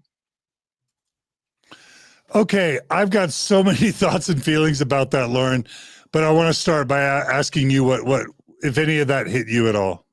I would prefer you to take it away. I was leaning in. My earphones. Oh, is it hard to hear? My earphones quit, so he is specifically a little hard for me to hear. I'm sorry. I'm sorry. No, it's not your fault. It's my bad. earphones' fault. So I'll just say a couple things that really I note when he's talking. He starts by saying, "Oh, these members of the church come to me, and they're not being fulfilled by their normal church experience." In other words, the 15 prophets, seers, and revelators that are like ordained to be Jesus's special witnesses of Christ on the earth, they're not doing it for me, right? And the church curriculum, it's not doing it for me. In seminary and institute and Sunday school and elders quorum and relief society, it's not doing it for me. My ministers that come to me every month, they're not doing it for me. So like right there are seeds of apostasy, because he's talking about the Mormon church not being enough. Now, I'm going to tell you, I've had several people reach out to me and tell me that Avraham Gileadi has told them that he believes that the Mormon church is corrupt from head to toe. And he actually uses the feet of clay sort of metaphor to describe the modern day corporate Church of Jesus Christ of Latter-day Saints. It is super weird to me that the Mormon church is selling 8 of this dude's books on Deseret Book when he believes that the modern Mormon church is corrupt. And I've had multiple people report that to me. So I think that's interesting. And this suggests it. He's saying, oh, people come to me saying, yeah, they're not getting enough. Something's missing. And then he says, Isaiah is where the pieces come together. Well, guess what? Who's the expert on Isaiah? Lauren, who's the expert? Gileadi. So he's putting himself as like, he's the guy that God has put on the earth to help all the Mormons who want more, who want a better understanding. He's the guy that explains it. And then you heard him say it. He says, that's how the Savior does it. So here, Avraham Gileadi is now telling us how the Savior works.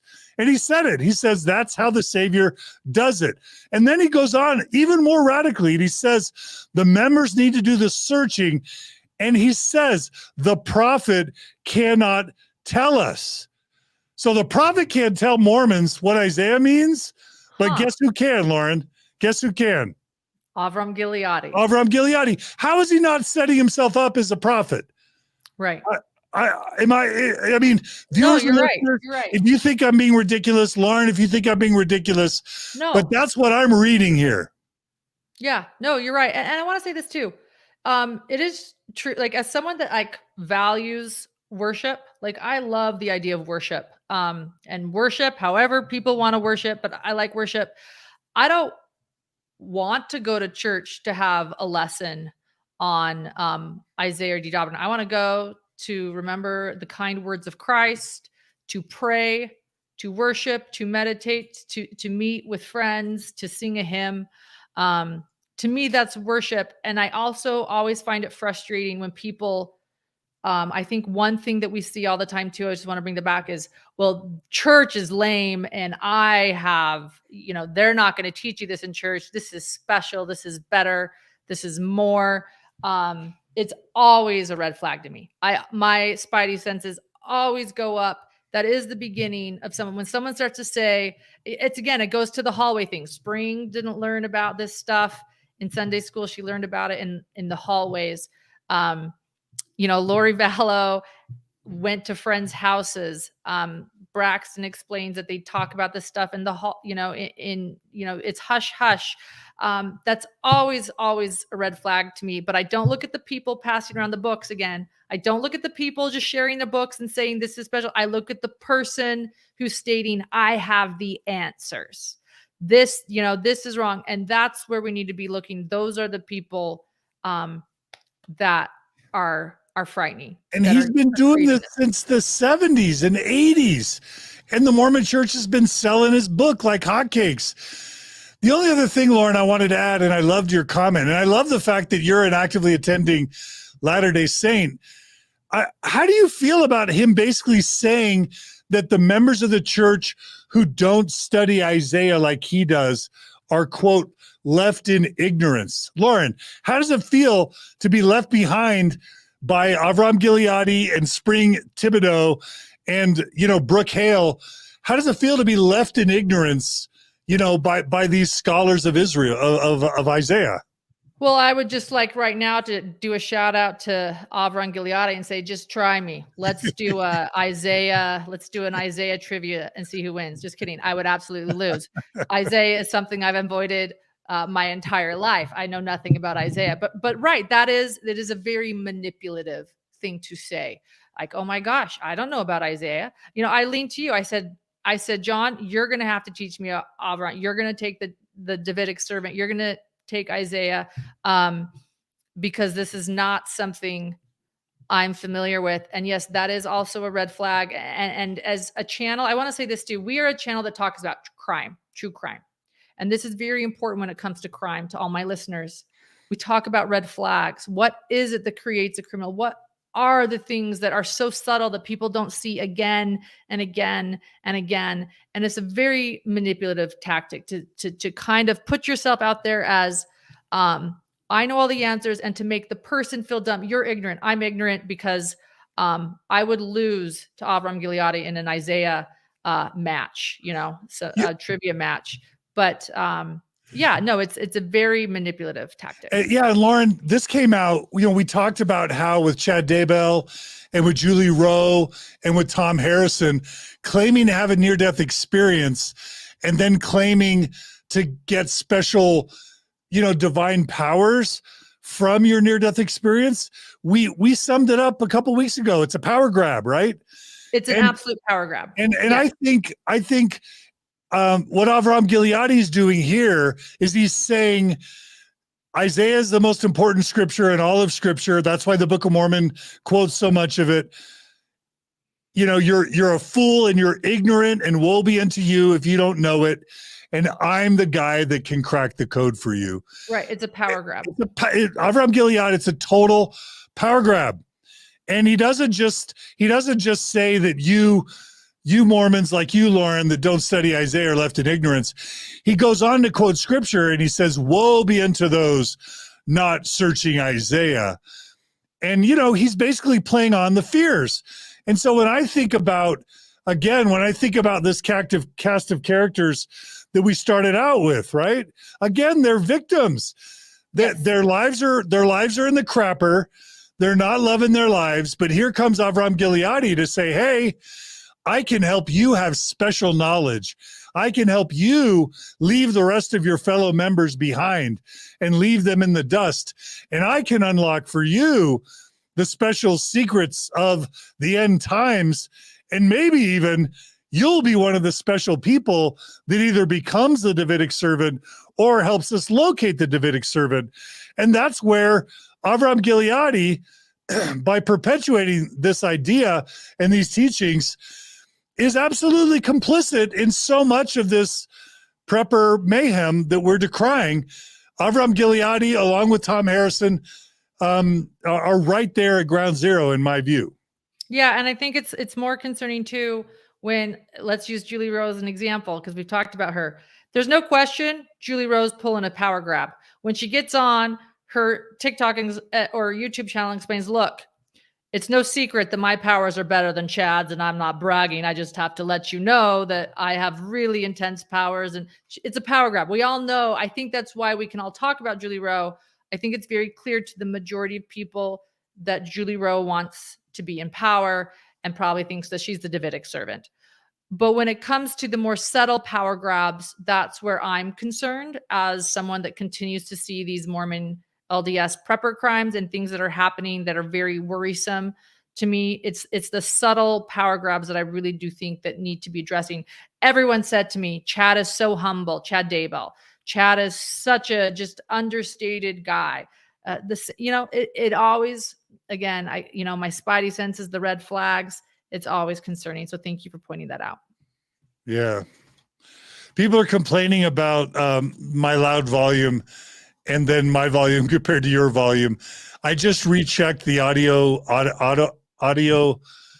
volume balancing, and I hope that helps, but I apologize that I'm so loud and yelly tonight. This stuff fires me up, because I'll just say this, Lauren, you cover true crime. And one of the reasons I really adore you and Dr. John and your program is because you want to get to the root of what's going on. You're Correct. not just trying to be exploitative and just talk about the blood and the gore and the violence. I was on a major national YouTube channel just a few weeks ago where they wanted me to talk about Jody Hildebrand. And what I wanted to talk about was how the Mormon Church has pathologized normative sexual behavior and how that creates therapists like Tom Harrison and Jody Hildebrand. And so How'd that go for you? you know what they Were did? you able to talk about it? Were you able to talk about it? Oh, I talked about it for 20 minutes and then they never aired the episode. That's what I mean. That's what I was like. I was like, how did it go? Yeah, because they don't want to talk about the roots. Right. And that's what as someone that's been in the news business, I was like, oh, how'd that go? Right. You called it. Yeah. And so that's what we're doing here. That's what you do on Hidden True Crime. And that's what we're doing here. We're not just talking about the scandal of the relationships, and we want to talk about what's behind it. And that's what we're doing. This isn't just a salacious story and then this happened and then this happened. We want to be able to help.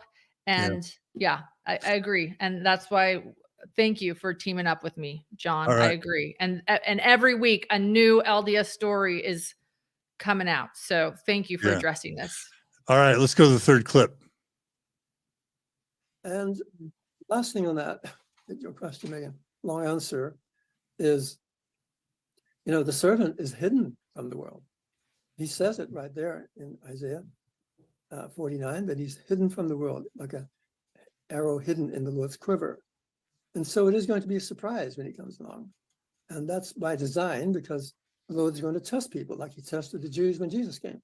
They were not expecting their own Lord Messiah to be coming in the person of Jesus Christ. No way. And why weren't they, if I understood the scriptures? Because they were leading hypocritical lives. And so are we, if we don't understand these things. Even they're told to us that we're leading hypocritical lives by claiming that we're this, that, and the other, when we're not keeping the Jesus commandment to search, or, being engaged in those things that we ought to be engaged in. Otherwise, we'll never know our role. And when our role needs to be fulfilled, that of Ephraim as the birthright tribe, then it'll pass us by. And if we're not saviors of the house of Israel, the Jews, the 10 tribes, and the Lamanites of today will be a salt that is lost its savor. It's as simple as that. So it's really very simple and plain. And the answers are all there, if you care to know them. All right. So I don't know, Lauren, if you were able to hear that, but I'm just going to repeat a couple things that I heard. The first, tell me if this is mind-blowing to you as it relates to this case. What do you think about hearing this idea that the servant must be hidden? I know that's really, really interesting to me. Tell our viewers and listeners how that relates to Blaze. Well, they took Blaze and they hid him. I mean, the Davidic servant is who Spring and Abby and Brooke Hale believed that was Blaze. Blaze Blaze was the Davidic servant, even though Blaze didn't want to be it. Usually and I want to say this to you, I'm used to the Davidic servant being this power grab thing.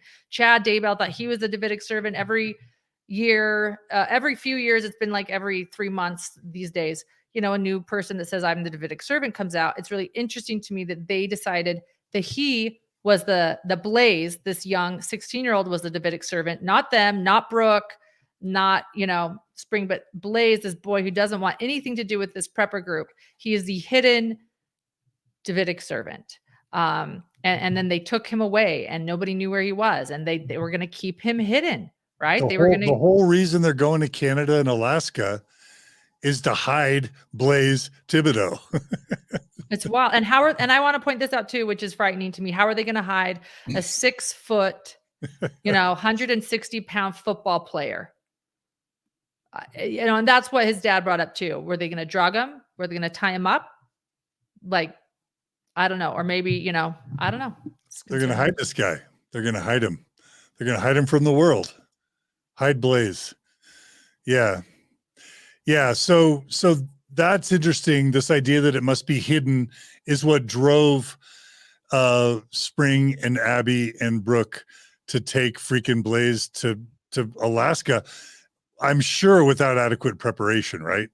I mean, Yeah. is there any doubt they weren't prepared to live in Alaska during the winter, hiding Blaze? Right. And it does not matter how prepared you are, and how much money you've spent on white tents.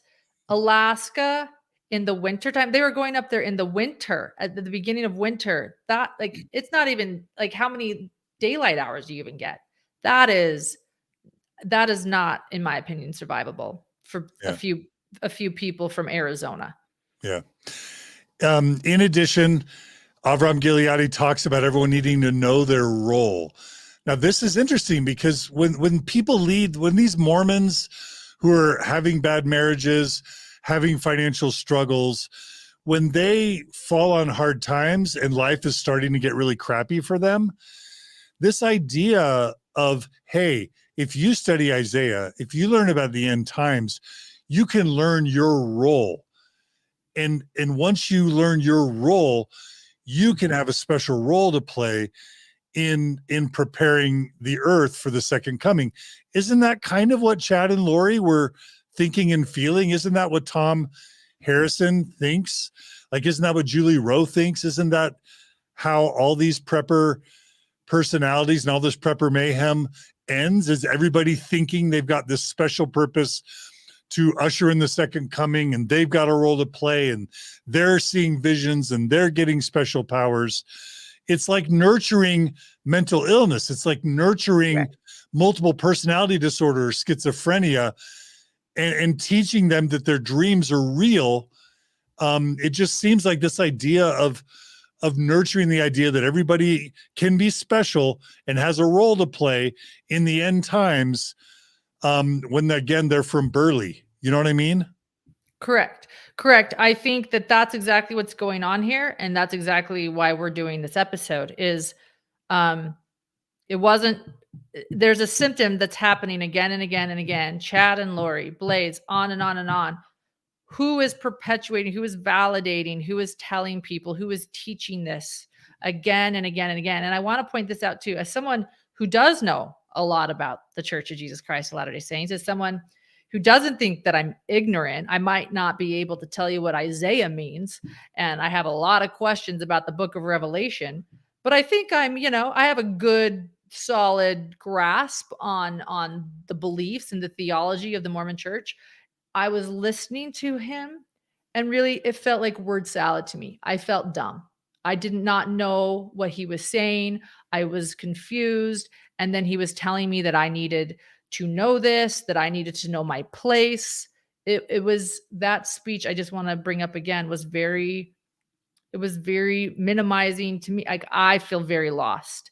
And so when these are the people that are the scholars and they're telling you how this is going to go, and they're going to tell you that you're powerful. Think of that too, a scholar or an author telling you you're the powerful one when you already are not a healthy human being, or you have struggles, or you have fears, or you have paranoia it's just adding fuel to that fire. And I think that that's what's really important here. And that's what we've continued to see again and again and again for years now. We see this pattern. It's not the people that are committing the crimes necessarily. They need to be held accountable. They're guilty. They need to be held accountable. But who is validating them behind the scenes over and over again? Who is telling them that they deserve power, they need power, give them power, make them think they're the Davidic servant? It's just you can be in financial hard times, in a bad marriage, in Blackfoot or Rigby, Idaho, and all of a sudden Avraham Gileadi will inspire you to believe that you're going to become a savior on Mount Zion, ushering in the second coming of Jesus. Who's not going to buy that hook, line, and sinker? right. But it's a con. It's a, whether or not they believe it, he's manipulating and abusing people by sowing delusions of grandeur into their brain and teaching them that dreams are truth. Dreams aren't truth. Dreams are dreams. They're literally subconscious, generative ramblings of your brain. They're not truth, right? They're not truth. They are never truth. They can tell us about what's on our minds, maybe. Oh, really? Had that dream? Cool. But they're not truth and they're not visions. Yeah. Yeah. And then he ends again, just to reiterate the last thing he said there. He talks about the salt that's lost its savor. Again, it's a very demeaning sort of, if you're a Mormon, but you don't obsess about the end times in Isaiah and the second coming, well, you're the salt that's lost its savor. Again, it's a very demeaning sort of way to frame it. Maven wants me to play this clip about survival skills really quick. We don't think they're hunkered down in the mountains. None of them like the cold. They're not outdoorsy people, so they don't have survival skills. They're not survival people that way. Like a lot of people were worried that I think you were probably worried that Brooke was armed and that maybe he could have, committed some sort of violence against Blaze. I was worried. But another worry is that they would just die by frostbite in the middle of Alaska with zero survival skills, right? Right. Yeah. How long? Where were they going to get food? Yeah, food, shelter.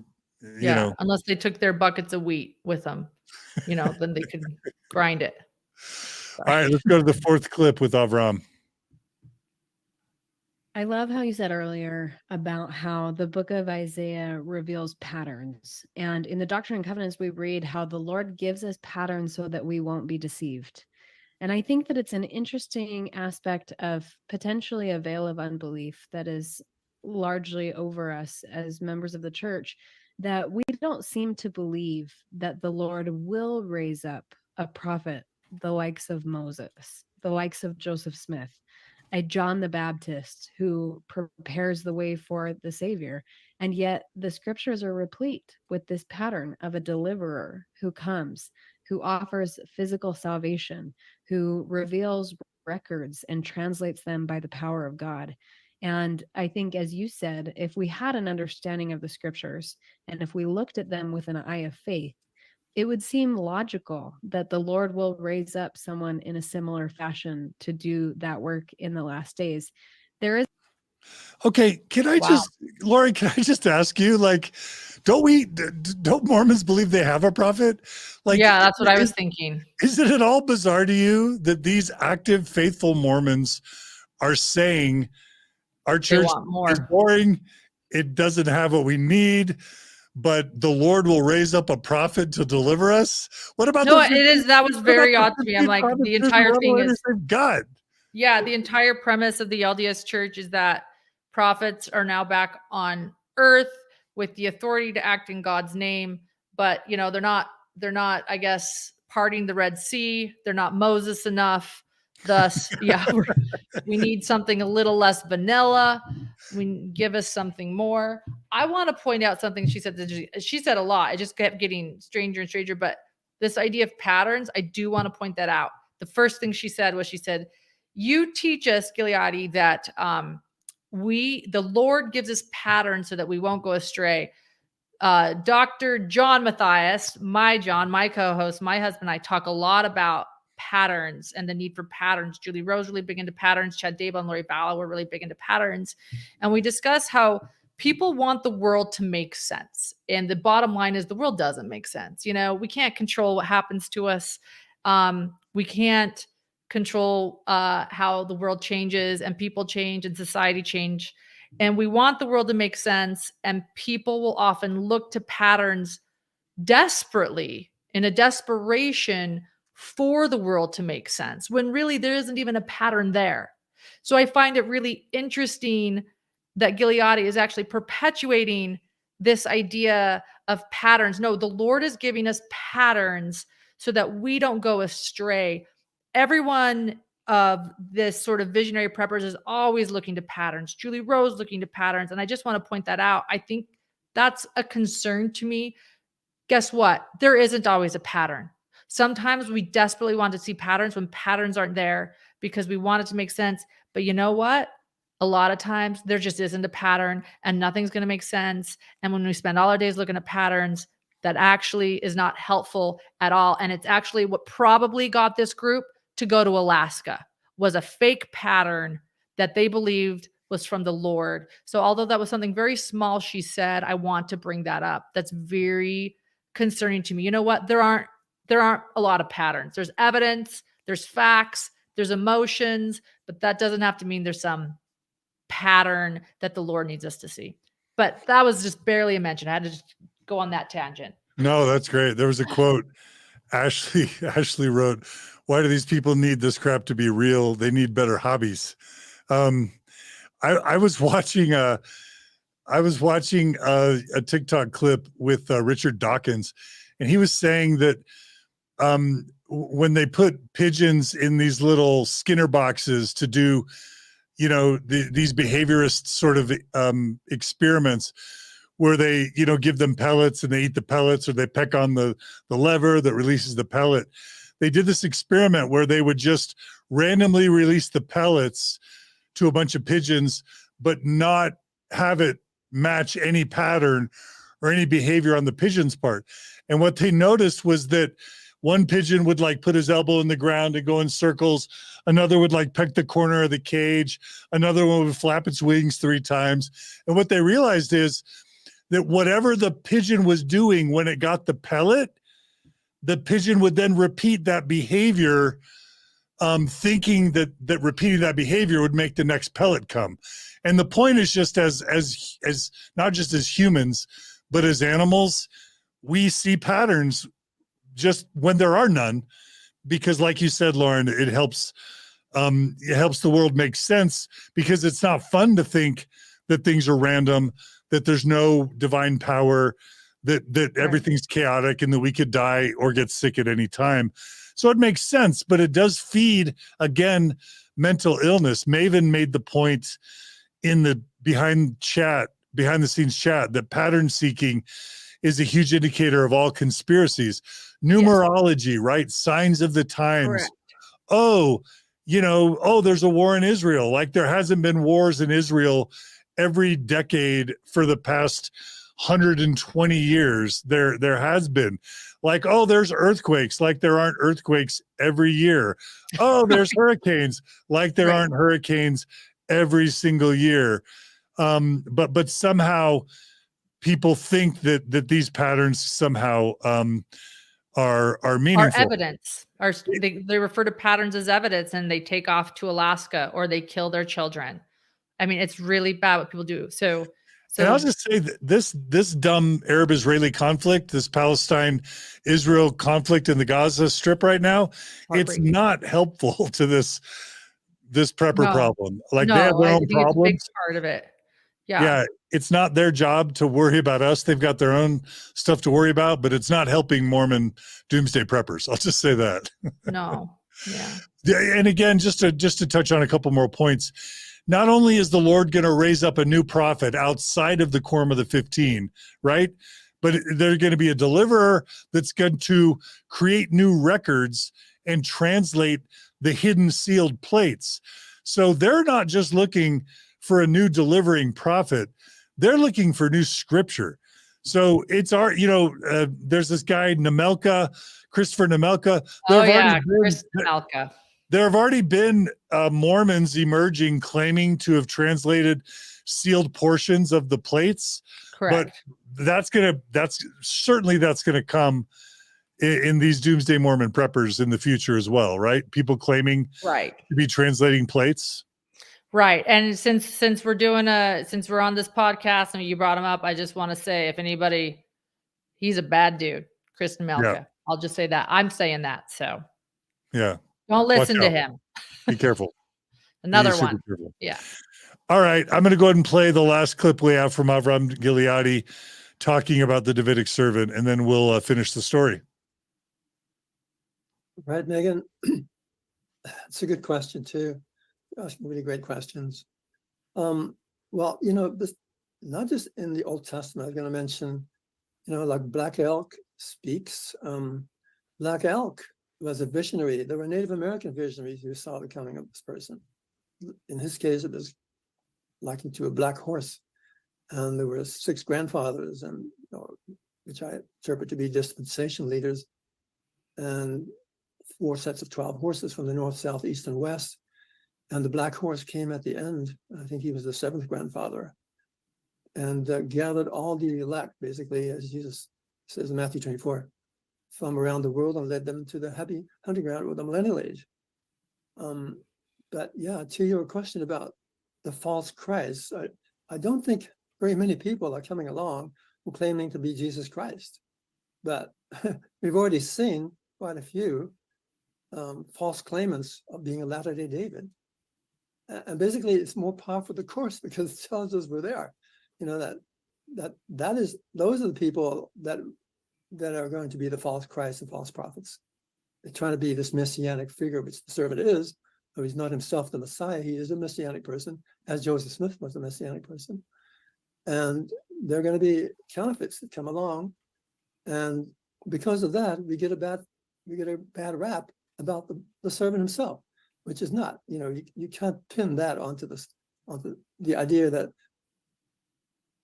the idea of the servant is in Isaiah, it's in the scriptures, it's the words of Jesus Christ. He himself talks about the servant in 3 Nephi 21. And again, people misinterpret that saying it's Joseph Smith. No, it's not. It's not, it's an end time scenario. Aren't you reading the text? But he's quoting. No, they just want to get it wrong each time. If they haven't done the searching, they will get it wrong. And they will run with what they know, what they perceive, because they haven't searched themselves. And they will end up in a bad place. But yeah, so the false Christs are coming, likely imposters of the Latter-day David. And we've already seen enough of them to know that, hey, this is beginning to be almost like a phenomenon today.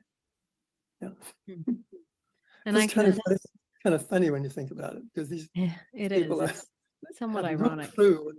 No clue what they're talking about. Yeah. It's a challenging role. And if someone wants to take that on, I don't know if they really understand the bad that's going to come with that as well as the good. But I can attest to that. I've had run-ins with people who believe that they are this David as well. And it definitely requires an eye and a heart for discernment. I'm just, oh my gosh, Lauren, any reactions? Well, that last line was gold. I was like, wait, what? She goes, yeah, I've definitely run into people that think they're the Davidic servant. But so I know what it takes is an eye and, discernment from me to really know if they really are or aren't the Davidic servant. I want you to know that in my life, I have never ran into someone publicly. I mean, I've now seen things on YouTube and studied crimes where people claim, but I have never ran into anyone that has told me they're the Davidic servant. I don't know about you, John. Have you? Probably, yeah, definitely. Really? Okay, so in fact, I've heard people say that Avraham has told them secretly that he believes he's the one mighty and strong, or the Davidic servant. Yes, I've heard many people but as far as the I have never game goes, I've lost. You just won, because that's never happened to me. Someone telling me, "Oh yeah, by the way, I'm the Davidic servant." Yeah. Well, I just thought it was just so hilarious that they're both acknowledging that almost every Mormon doomsday prepper, Tom, Dick, and Harry, ends up believing that they're the Davidic servant, that they're emerging everywhere like popcorn popping on an apricot tree, and they're counterfeits. And Avraham called it funny. I wonder how funny Blaise Thibaudeau thinks it is that these false Latter-day Davids are popping up everywhere. And I wonder how anyone ever, any Mormon ever can believe in a gift of discernment by anybody. How can anybody ever in 2023 believe in this magic gift of discernment when there's the opposite is true? People are being fooled all the time into believing that because they had some vision or some dream or some prayer with some feeling that they interpreted as God's will, that somehow they have some sort of knowledge about what's going to happen in the end times. I think that's epistemologically, that's one of the most insidious things. I've said jokingly that I think it should be illegal for anyone to claim that they've spoken to God or have any divine access to God, because it's too much power. As soon as you either believe that your thoughts are from God or that somebody else has spoken to God because they've claimed it, then all of a sudden you're vulnerable to either the abuses of your own derangement or the abuses of some predator. And we just need to stop claiming that any of us have access to God or Jesus or to visions that tell us the future. It should be something like illegal, because it's too much power for any one person to have, in my opinion. Yeah, the teaching of visions and dreams, which is a big part of this community, is very concerning to me, because even Spring started having visions, Abby started having visions, and those could have been dreams. And they teach, oh, I have it right here. Look at this. Let's see. I have a blur on my screen, but let me just show you what they're teaching. I'll remove my virtual background for just a second. Let's see. No, we can see it. Can you see it? Let's see. Yeah, dreams and visions. This was taught at the Preparing the People. It's a textbook for dreams and visions, and it's how to have them. It's a workbook. It was a class taught. And look at this. Look right here, right there. Overcoming unbelief about dreams and visions. It's like grooming unbelief people. Limits how the Lord works in our lives. It's like grooming people into derangement, or grooming them into becoming susceptible to the abuse of predators. Really? Yes. It is. And Abby, when you start wondering and you start becoming, so I see this is upsetting me, what he is teaching about patterns. Patterns are from the Lord. No, they're not. Patterns are what make us more like pigeons. Visions and dreams are something you need to believe. And if you don't, you're not believing the Lord. No, visions and dreams get us into trouble. If we start believing, that dream I had that my husband left me is a vision, we've got problems. You know what I mean? I didn't have that dream. We're good. Or my dream that other woman that I'm hot for needs to be my wife, and then my current wife is going to pass away really soon. Correct. Right. On and on and on. When you have a dream that you're the Davidic servant, Chad Daybell and his visions, he made money off of them. This is a problem. Yeah. And to bring it back to the Mormon Church and the root cause, one of the reasons the Mormon Church has such a hard time clamping down on this people is that dreams and visions are core to Mormon theology and core to Mormon spirituality. Joseph Smith had a vision, saw God in Jesus, had the first vision, was told to start the church. In the Mormon Church's Articles of Faith, it says, we believe in the gift of tongues, prophecy, revelation, visions, healing, and in the interpretation of tongues, etc. Everyone who either is a missionary or listens to a missionary is taught, pray about it, and you'll receive a confirmation through the gift of the Holy Ghost, a feeling that comes into your brain, or enlightenment or light that comes in that tells you something is true. And again, our prophets, our leaders are called prophets. They prophesy. Seers, they see into the future. and they see into seer stones, and then revelators, they reveal what's coming. So the Mormon church is unfortunately or fortunately completely bound and wed to this idea of dreams and visions and the like. And so they can't denounce it, because as soon as they denounce it, they're denouncing not just their core theology, their core sense of spirituality and epistemology. They're undermining their own founding with their prophet Joseph Smith. And that's the pickle the Mormon church is in. Origin story. Yeah, you can't escape an origin story. And right. No, it's true. And yeah, here. Agree. Yeah. All right. Well, just to show you, these are some screenshots that were shared with me from the Firm Foundation Expo. There's our buddy Avraham Gileadi. Can you see who's two photos under Avraham Gileadi?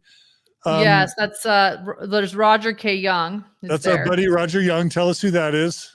Roger K. Young is the founder of Avow, and from my personal research, I believe that he is the creator and sort of the person that really pushed the idea of the call out for many in this community, where the call out is the belief that those that are extra prepared, super prepared enough, will be the Latter-day Saints that are the most prepared will be called out by prophets to build up the tent cities. This is not something that's taught in church.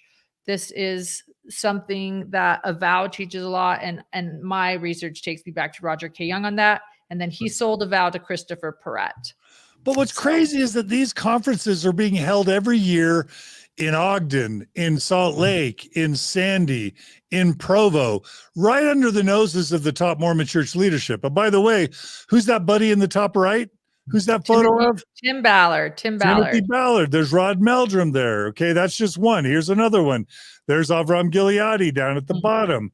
Wow. Right? The Firm Foundation Expo. There's Rod Meldrum, Avraham Gileadi. There's Tim Ballard again. Like, all these people run in the same circles, but it gets even darker. It turns out, I don't know if you knew this, Lauren, I'm about to blow your mind. Have you ever heard of the name Brian David Mitchell? Yes, I have. You ever heard of the name Elizabeth Smart? Yes, I have. Did you know there's a connection there? Someone wrote me today, but there's been so many emails. Tell me. Yeah, so Brian David Mitchell was a self-proclaimed prophet who abducted Elizabeth Smart out of her home and raped her for way too long. If you read one of the legal filings related to the case of the United States of America versus Brian David Mitchell, go to the second page. I'm going to read you clauses 4, 6, and 7. It's talking about a testimony from a witness, Sterling Allen, and the witness Sterling Allen testifies the following about Brian David Mitchell. Bullet number 4, among other things, the American Study Group, which Brian David Mitchell was a part of, emphasized the teachings of President Ezra Benson, the study of the book of Isaiah, the works of LDS scholar Avraham Gileadi, and the ideas of Patriot movement leaders like Bogarts and Lindsey Williams. Anyway, that's bullet number 4. Bullet number 6. The American Study Group regularly discussed the ideas that the mainstream LDS Church was out of order. Nearly all the members of the American Study Group believed that one mighty and strong would put the church back in order. Most members also believed in polygamy and believed that polygamy would be restored when the church was set in order. Mr. Allen did not personally believe in polygamy. And then number 7, during his association with thousands in the Mormon fringe, Mr. Allen has encountered approximately 200 people who consider themselves to be the one mighty and strong. At one time, Mr. Allen believed that he himself might be the one mighty and strong. I'm also going to add that I've spoken with Avraham Gileadi's ex-wife. She claims that one of the reasons Avraham Gileadi was excommunicated was because he was practicing spiritual wifery. We have also reported that several people have reported to us that Tom Harrison, the author of the original author of Visions of Glory, apparently recruited women to be his spiritual wives. That's what's been reported to me and to other people. And so, again, as dark as this is, we don't want to blame everything on Avraham Gileadi. But again, here's a quote.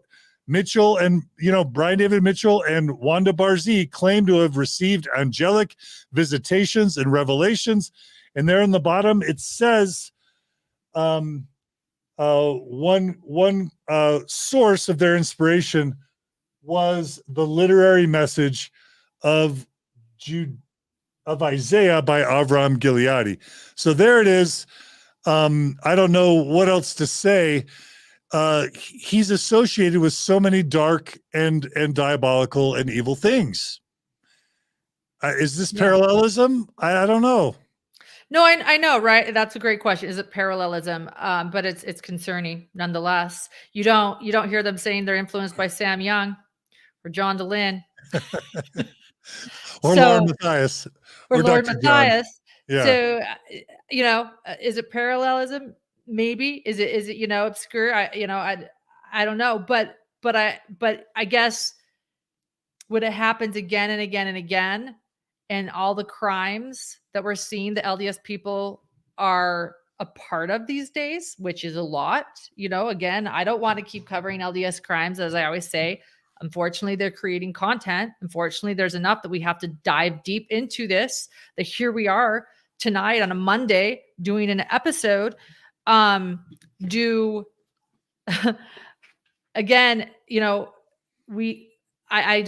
to belabor this point, maybe I'm belaboring, but like the progressives, they want gay marriage, gay temple marriage, among many other things. The extreme fundamentalist crowd want their things too, and they want us to go back to the roots of Mormonism, and they don't want things to change. But who's committing the crimes? Yeah. Where are people getting hurt? There's no worse probably Mormon crime I can think of right now. Well, there are a lot, so maybe let's stop comparing and thinking. But the Elizabeth Smart crime just sends, it's just horrendous. It's horrendous. There's so many. I'm sorry I even tried to compare. Everything is just horrendous. But that, to think that might have been inspired, that crime is just horrendous. Yeah. And I'll just say the Mormon Church knows what to do with Avraham Gileadi. It knows what to do with the Firm Foundation. It knows what to do with Rod Meldrum. It knows what to do with, Tim Ballard and Operation Underground Railroad, with Avow, with Preparing a People, with Roger Young, with Christopher, what's his name? Brett. Like, the Mormon Church knows what to do with all these people. It knows how to shut down organizations. It knows how to excommunicate leaders. It knows how to make public denouncements from General Conference and from its website, from its church newsroom. It knows how to deal with this. Why is it not doing anything about this? Is it going to would be a problem too, though? I want to say this. It's going to be a problem. So I just want to point this out. If this Blaze Thibaudeau story is huge. That's why we're talking about it. It's important. If they go and they, remove Springs membership to say, see, we took care of it. That's not taking care of the problem. And I guess that's what I want to drive home. Spring is a symptom of a bigger problem. She is guilty of a crime, felonies, and she's behind bars. She is. She is also a victim, as you point out, to people perpetuating this again and again and again. There is a bigger issue at play. And so and I don't have the answer. I'm not going to pretend I have the answer. If I had the answer, I'd just go shout it and we'd be done with this episode. I think we're trying to discuss it, see the possibilities, but do they need to denounce the Firm Expo? Do they need to denounce the conferences? Do they need to denounce this extreme prepping, the book Visions of Glory? I don't know, but they are not getting to the root of the problem. And it's happening again and again and again, and at more frequent rates. I'm dying to see, just like how the Mormon Church removed Tim Ballard's books from Deseret Book. I'm wondering how long it's going to take them to remove Avraham Gileadi's books from Desert Book, or if they're going to leave them up. Like it'll be really interesting to see. All right, Maven included a clip from a really awesome YouTube channel called Hidden True Crime. Let's play a little bit of that next, because you even comment on this. Yeah. Let me explain this. This book, Visions of Glory, is about a Davidic servant. Chad Daybell, Eric Smith, Chad Daybell's friend, has stated that Chad believed that he was the Davidic servant. Now, Brooke Hale, the uncle of Blaise Thibaudeau, is stating that he was the Davidic servant and that they are going someplace to an undisclosed location. And then we can go ahead and play the next clip, because I think it's related. Okay. According to Ben, Spring began participating in energy healing sessions, and Ben became concerned. Okay, full stop right there. Let's go back to 2015. This starts in 2015. What was happening in 2015? Julie Rowe was writing her books. They were being published by Chad Daybell, and Visions of Glory. So let me lay it out to you. Visions of Glory, as told by John Pontius, are the visions of a man named Tom Harrison. Tom Harrison, I know for a fact, met with Chad and Julie Rowe. He states to many people privately, in private, that his book is true. It's about the second coming of Christ. It was written in 2000, or published in 2000, and was it 12 or 13, by Cedar Fort Publishing, Chad Daybell's, 2012. Chad Daybell's once publisher. He left to do Spring Creek Publishing. And in this book was very, very popular among the energy healing Church of Jesus Christ of Latter-day Saints, Chad Daybell group, Julie Rowe group. I'm going to share some additional information that you guys have not heard in this live, so stick with me here. Julie Rowe is really popular, and she was getting into energy healing. And this is all within the LDS, Church of Jesus Christ of Latter-day Saints circle. All right, tell us what we should know about that. I see a pattern. How about this? I see evidence of a pattern, like actual evidence. We'll throw the word evidence in there. That matters. We have a book, Visions of Glory. I guess I won't repeat myself, but this book is creating the same scenario over and over again. This book teaches many things. Go watch John's podcast. Go watch our podcast to learn about the book, why this book is problematic. They love the book. We know that they read the book. Avraham Gileadi recommends the book. Chad and Julie Rowe loved the book. Lori loved the book. Chad and Julie Rowe even met with Tom Harrison in his office. People are reading this book. It talks about the second coming. It talks about being prepared. It tells everyone they've got to be ready. Avram's talking about it. I want to throw out Christopher Perret again, is now telling people also, he's sending emails telling people, hey, be careful, be very afraid. The conflict in the Middle East. 2015 is really, really important. Again, Julie Rowe and Chad Daybell got their platform, got their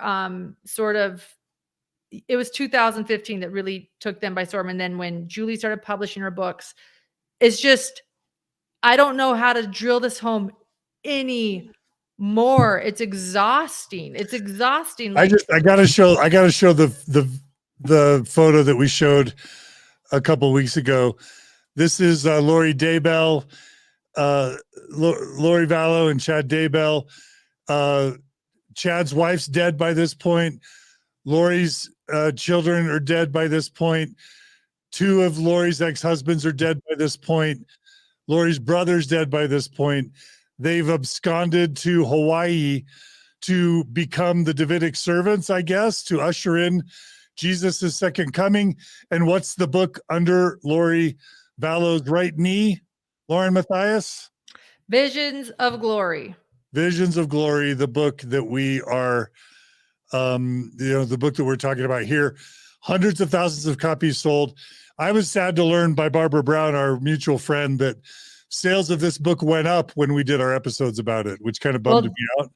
You know why? Probably is because of a vow. They'll be very happy to hear that. So I was sent from an Avow snitch about 45 pages of Christopher Perret encouraging people to go buy the book, to read the book, and for people that never read it, to go read it, to show us something. Yeah. But what they showed me is that this book that's how popular this book is. I'll send you, I don't know. I'll send you all 45 pages after this. Of him just encouraging people in a vow.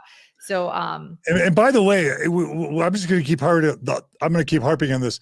Tom Harrison, the author of this book, is not only currently a member in good standing, as I understand it, he still advises the LDS Church's missionary committee on which missionaries should be able to continue their missions or be sent home early for mental illness. So he's not just a member in good standing still. He is also still advising the church on issues of mental health. And this is the same guy who said in a video clip that when he sees his clients, he channels their dead relatives to find out what his treatment intervention should be for his clients. Am I making that up? no. Not making that up.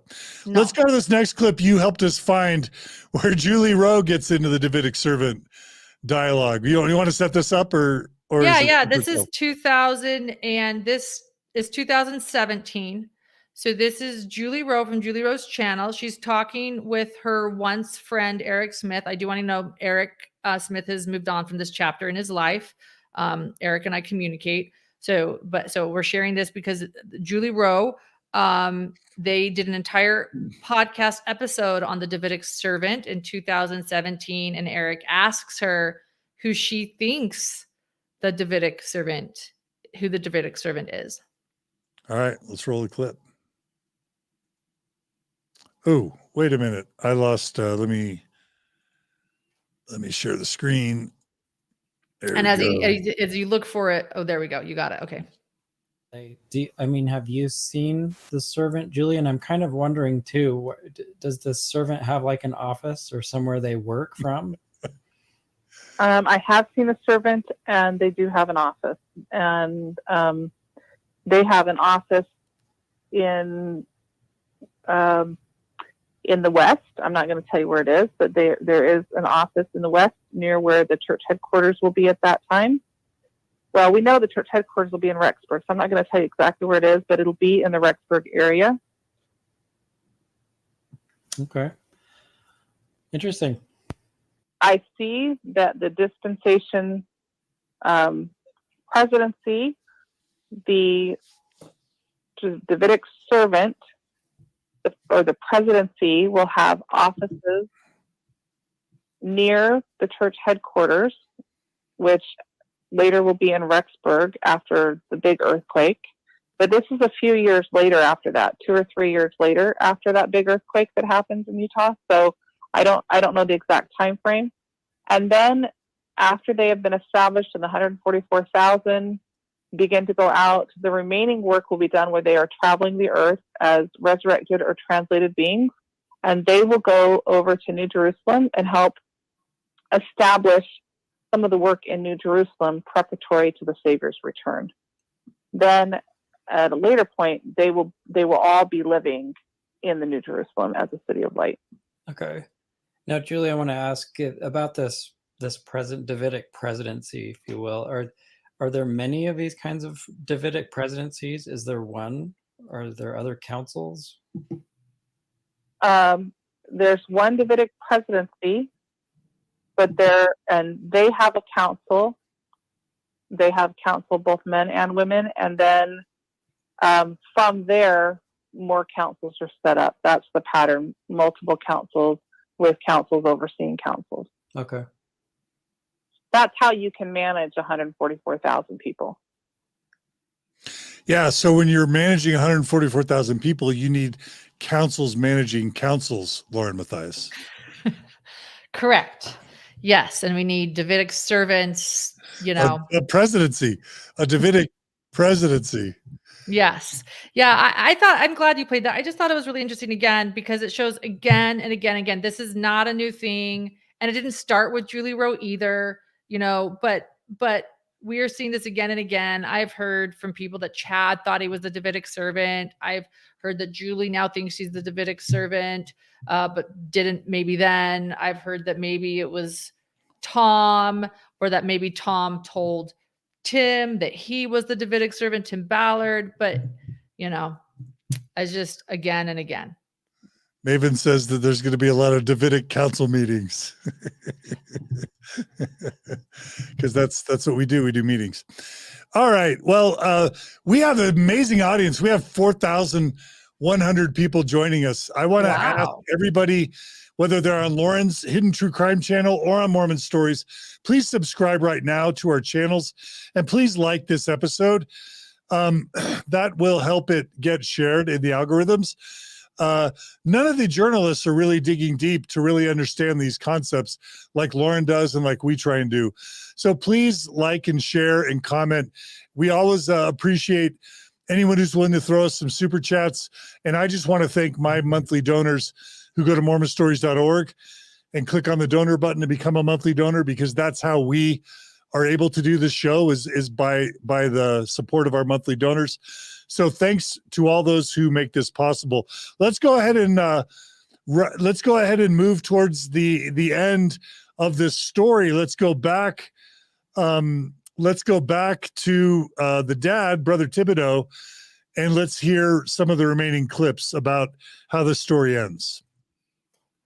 Okay, so when she took off, though, were you surprised that she took it this far, or was it kind of that's kind of along the path she was going? When she was into the Julie Rowe stuff, she started spending significant amount of money on food prep. She was buying a lot of winter gear, even though we live in Arizona. She was buying tents. She was convinced that that the saints would have to gather in the last days up into the mountains, and she was preparing for that. Okay, so it talks. So now we're back at the family. We're talking about Spring Thibaudeau working for Julie Rowe, and she starts prepping, right? Correct. Yeah, and Ben starts getting more and more nervous, I'm guessing. And again, we went through that whole rant on the Davidic servant. I think it's pretty obvious that everybody knows that somehow, if it's not obvious already, that Spring and Brooke and Abby, for some reason, received revelation that Blaise Thibaudeau, against his own will and knowledge, was going to become the Davidic servant, even though he doesn't have the name David. Is that right? Isn't the Davidic servant supposed to have the name David? Can we talk about that for a second? Because I learned that today too from a few people. Thank you to everyone who's told me this and written in. I've had 3 people ask me what Blaise's middle name is, because they've told me that the Davidic servant is supposed to have the name David. And then they said, well, of course, though, they mentioned that, you can give him that name too later. It can be, because Avraham Gileadi is not his name. He gave himself that name. That's not his birth name. But I do know Blaise's middle name, and it is not David, but I do find it interesting enough to note. And his middle name is Isaiah. Whatever that means, I don't know. I'm not the Isaiah expert, as I've shared again and again in this podcast, nor am I the Davidic servant expert, but quite the many people that have written in and told me the name matters. I do find that compelling and interesting that Blaise Thibaudeau's middle name is Isaiah. So if anybody wants to tell us what you think about that, let us know. I'll just say, if you're Mormon and you have the name David, run away. Run away. It's such an uncommon name. Yeah. You never know when your fundamentalist Mormon family member is going to abduct you. It's going to abduct you and recruit you in. I'm just kidding. All right. Let's go to a little bit more serious talk about concern for Blaise by his dad, Ben Thibaudeau. I'm totally surprised that she took my son Blaze, and I'm even more concerned because Blaze has never subscribed to any of this. He is not. He is in no way a supporter of anything she's ever believed. He is your prototypical teenager that all he wants to do is hang out with friends and be on his phone. He's an athlete. He's on the football team. He's worked so hard to be on that football team. They still have games left this season. There's no way that he would have gone along with this. So they've coerced him, possibly sedated him. He's probably maybe been threatened. I did hear from Braydon that Braydon asked if Blaze was going, and apparently he was told that they told Blaze he was going on an early birthday vacation, but obviously that would have been Blaze would have figured out really quickly that there is no vacation. So I'm very concerned about that piece, that my son is in danger and that his uncle maybe could be the aggressor in this if things don't go the right way. What do you think about that idea that they may have sedated him? How dark is that? It's very dark. And I want to say, maybe it's because I'm a true crime channel and I deal with crime a lot, but I think this entire story was and is very dark. And I do believe that Blaze's life was in danger, which is why I went live so quickly on my channel multiple times, even before I knew how to pronounce his last name. Forgive me, everyone. But I do think this story is really dark. Tylee, Ryan was 16 years old and was just about to turn 17, exact same age as Blaze. He didn't believe. Tylee Ryan didn't believe. His dad said right then and there, oh, Blaze would have fought. Nate Eaton asked that question. It was a great question by Nate Eaton. He said, would he pretend to go along with it or would he fight? And his dad said, oh, no. He would be like, what the heck is this? Get me out of here. Tylee did the same thing. What they wanted with Blaze, we still don't know. I think we're going to learn a lot more because of these 2 felony accounts. Oh, let me just explain that to people too. There is not a kidnapping charge. There's an interfering with custodial, interference, conspiracy to interfere because at the time they're still married. These parents are still married. Blaze did not go against his will, although he was coerced with this early birthday idea. He didn't know he was going, for the rapture. But Arizona, I want to give props to Arizona, Gilbert. They quickly gave Ben custodial rights and they cited, I guess we're going to get to that, aren't we? They cited the Lori Vallow case as the reason they're quickly doing this. Arizona, in my opinion, really dropped the ball when it came to the Lori Vallow Chad Daybell case. Well, they didn't drop the ball in this situation. They quickly put out 2 warrants or warrants for the arrests of both Brooke and Spring. They cited the Lori Vallow Daybell case. They quickly allowed him to have temporary full-time custody of Blaze, and they found Blaze at the Alaskan border. I predicted Canada, Cardston for many reasons. I was wrong. They found him at the Alaskan border, and I do think this story is dark, and I think it could have taken a very deadly turn, and I am so glad that Blaze is safe. And I think it was many people that played a part in making sure this boy was safe and this could happen again. And we've just got to drill this out. Like, thank God he's safe. And thank God. This was a dark and is a dark story. We're going to be learning more though. Because of these felony counts, we're going to be FOIA we're going to learn what happened. We're definitely going to learn more soon. Yeah. Let's congratulate law enforcement. But let's also say, Mormon Church, where were you? What have you done to make, we know what law enforcement's doing to step up to respond better and better to these cases. They did. Mormon Church, what are you doing, Mormon Church, to make these cases less and less prevalent and less common? All right, let's go ahead and jump to the next clip. Are you worried for your son's safety? Absolutely. I fear for his safety, especially my uncle doing something to him. If my son is contentious or rebellious or belligerent, I fear that my brother-in-law would restrain him or do something that would incapacitate him. Because my brother-in-law, when he left notes for his children saying he was not coming back, and that something amazing was going to happen very soon with the return of the Savior.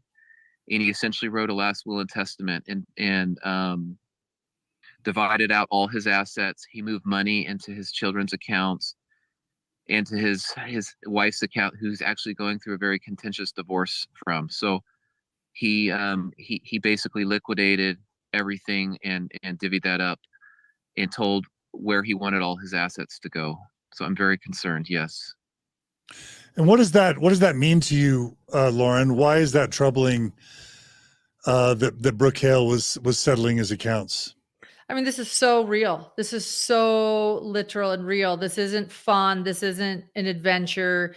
This isn't something that they're going to realize, oh, wait, maybe we jumped the gun. This is real. They were prepping, no pun intended, but we're talking their entire will and testament, money, taking out all their savings, giving it away. That's how real this was. And when something is this real, life or death stops mattering to people too, including that of their children, when it's that real. And it should be noted, Brooke Hale has 5 children. And he left his children and only 2 ex-wife. Mm-hmm. Yeah. Yeah.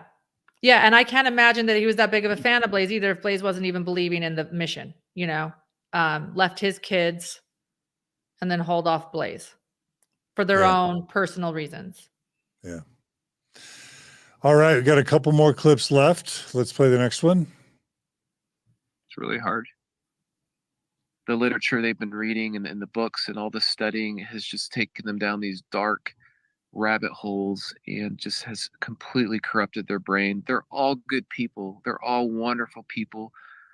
But getting into these dark topics has really corrupted them in a really horrible way. But they genuinely are just loving, kind people before any of this unfolded. Right. Yeah. Religious freedom isn't going anywhere in the United States, and I'm not anti-religion, and I'm not against religious freedom. And I'll just say that ideas can be dangerous. Ideas can be mind viruses that are as contagious and potentially as deadly as a biological virus. And I don't know what to do with that as a society. Yeah, no, you're absolutely right. Religious freedom is not going away in the United States. And just because someone wants to say happy holidays, to be respectful to all religions and backgrounds, does not mean that your Christian religion is threatened. I agree with that. And I do believe in respecting people's beliefs and religions. I really try to do that. But as many of my friends have pointed out, and I believe this, you can respect religion. You can understand everyone's beliefs until they become dangerous or disrespectful. How about this? I do not have to respect someone's belief if their belief is against LGBT people and I'm an ally. I do not have to respect that belief. I do not have to respect a belief that's different than mine when someone's life is being threatened. I do not have to respect people's differing beliefs when something is a danger. And we don't have to do that with our family members either. And I think so often we do get shamed by this idea that religious freedom and we have to respect everyone's beliefs. I respect different people's different beliefs. That's why I say happy holidays, whatever. But when it comes to things that are in danger or infringing on the rights of others, not just my rights, but everyone else's rights, we do not have to respect those beliefs, and we can confront them and we can talk about them and we can discuss them openly, and we need to without people feeling threatened, while still allowing people to worship how, where, and what they may. Right, John? I think that's an article of faith too. It is. So, all right, well, let's move to the happy ending, hopefully, of this case. Teenager allegedly kidnapped by his mother and uncle in Arizona was found safe in eastern Alaska yesterday. Alaska State troopers say U.S. Customs and Border Protection notified them at 6:30 last night that they had detained 49-year-old Spring Thibaudeau and 47-year-old Brooke Hale on the U.S. Elkan border, with both had active arrest warrants out of the Arizona for kidnapping. AST saying that there was a missing juvenile located as well. Our news partners at Arizona Family reporting that 16-year-old Blaze Thibaudeau had been found safely last night. Ben Thibaudeau, Blaze's father, said Spring had been fascinated with end-of-days religious prophecies. Ben says Blaze was possibly tricked into thinking he was going on vacation to celebrate his birthday. All right, so there we have it. The news breaks. We can go ahead and show this little slideshow put together by the Daily Mail. They start in Gilbert, Arizona. They hop to Boise, Idaho. Then apparently they drive. They drive, and it took them since Monday. And I think it's about a 41. I looked it up on maps. I think it's about 41 hours driving to that port of entry from Boise. So they drive through Canada to the Alaska border, and then they're stopped at the Elkan port of entry. I guess their ultimate destination was Alaska. Yeah. I had speculated with our gems, our hidden gems, that it was Canada for many reasons. Karsten is a huge place where the prepared are going to go in the Visions of Glory book. That is his place. That's, but it was not. It was Alaska, and that's something that concerns me even more, because I remember thinking, well, in Karsten, at least there's people.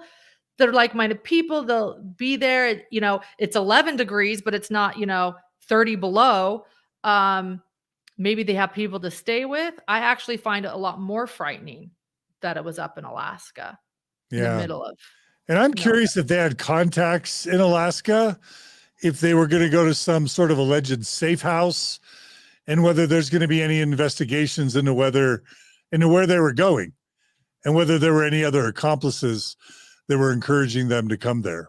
Right. I'm and I want to also give props to the border agents that's how they were found. They were crossing the border and they found them, They way to be paying attention and understanding the situation so far away from home. And of course, you shared the Gilbert Police Department's tweet. Blaze was in the company of his mother, Spring Thibaudeau, his uncle Brooke Hale, and sister Abigail Thibaudeau. Spring Thibaudeau and Brooke Hale were arrested on valid full extradition warrants and turned over to Alaska State Troopers. Thank you to everyone who assisted by sharing information in our investigation to locate Blaze and reunite him with his father. So hopefully in not too distant future, Blaze will be back on his football team, going to homecoming and prom, and enjoying the rest of his high school days and beyond, right? Absolutely. Hopefully maybe some good will come out of this too. He seems like a great kid. He's got a great name, maybe some good attention will come out of this. Maybe he'll come on a Hidden True Crime podcast someday. There you go. Let's hope. Yeah. More Mormon stories. Who knows? Well, I thought it was cool that maybe just to end, because I think we've had a really good show today, but you have some interesting points that you shared. These might not have been yours. They might have been someone who shared them with you, but yes. You've identified some parallels between Blaze and the Thibaudeaus and Chad Daybell and Lori Vallow. And this all speaks to Mormon doomsday prepperism, end times near-death experience prepperism. Do you want to just kind of read those out? Yeah, I'll read those. And a shout out to our hidden gem, Melanie, for sharing a lot of these. We were communicating parallels between the Daybell Vallow case and Blaze Thibaudeau case. The self-proclaimed chosen people with various characters past and prophesied. Number 2, abduction of children. The sudden fleeing into the wilderness like Lehi and Zoram. Not telling even close family members where they were going and cutting them off. A male leader. Our gem Melanie writes, it's curious if women think that they will need the male priesthood, which should be a rhetorical question, but ... Marital breakdown. Both Spring and Brooke's marriages were on the rocks, like the Daybell story, and Abby's marriage was clearly compromised. And then influences, which is what we've been mostly focusing on today. Julie Rowe, Visions of Glory, Avraham Gileadi. And then she said that she's not sure if the Daybells were into Avraham, but it would be interesting to expand this list. And I couldn't agree more with that. Definitely wanting to expand. Here we go. More. LDS Mormon, obvious, but important to point out. Money withdrawal and acquisition. I think this is really interesting. Both did money withdrawal and acquisition. It would be good to document this because we all know how much money the Daybell and Fallow case was about. The, life insurance, using Social Security funds from JJ and Tylee. It was so much money there. The belief in the divine law above earthly law. Absolutely. I added this one. Mental health issues reported. Ben saying that Blaze attributed his mom's beliefs to mental health issues. Yes, that's absolutely right. Dreams and interpretations of dreams. Both Spring and Abby reported to have dreams and the ability to interpret said dreams.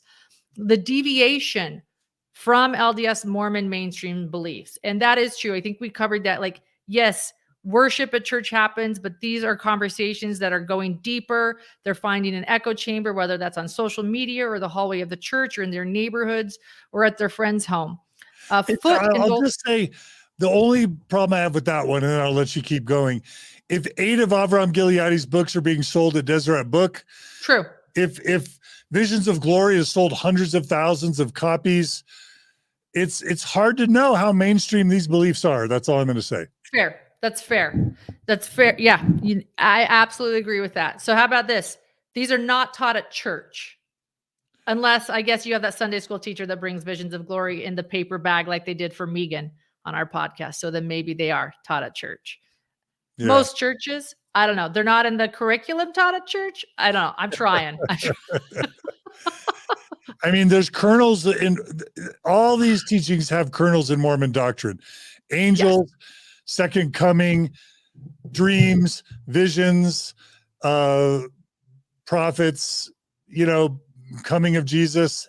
And these are fringe people. We just don't know how fringe. All right. Right. Yeah, fair enough. Thank you for adding to that one. Foot in both worlds, active members, and also fringy at the same time. Or temple workers, as we noticed. Temple workers, yes. Workers, right? And, people want to say, "Oh, they are not part of our religion." No, these are Mormons, and I want to acknowledge that, not to upset those that are LDS. I love LDS people so much, I really do. It's not to upset those that are LDS. I want to find the root of the problem, and we're not going to find that by pretending that they're not LDS. Yeah. This is happening in LDS wards and in LDS communities. A foot in both worlds. They are active members, but also fringy. Controversial notoriety. Yes. A belief that the end is super close. Obvious, but interesting how Abby said she might be back in a few years.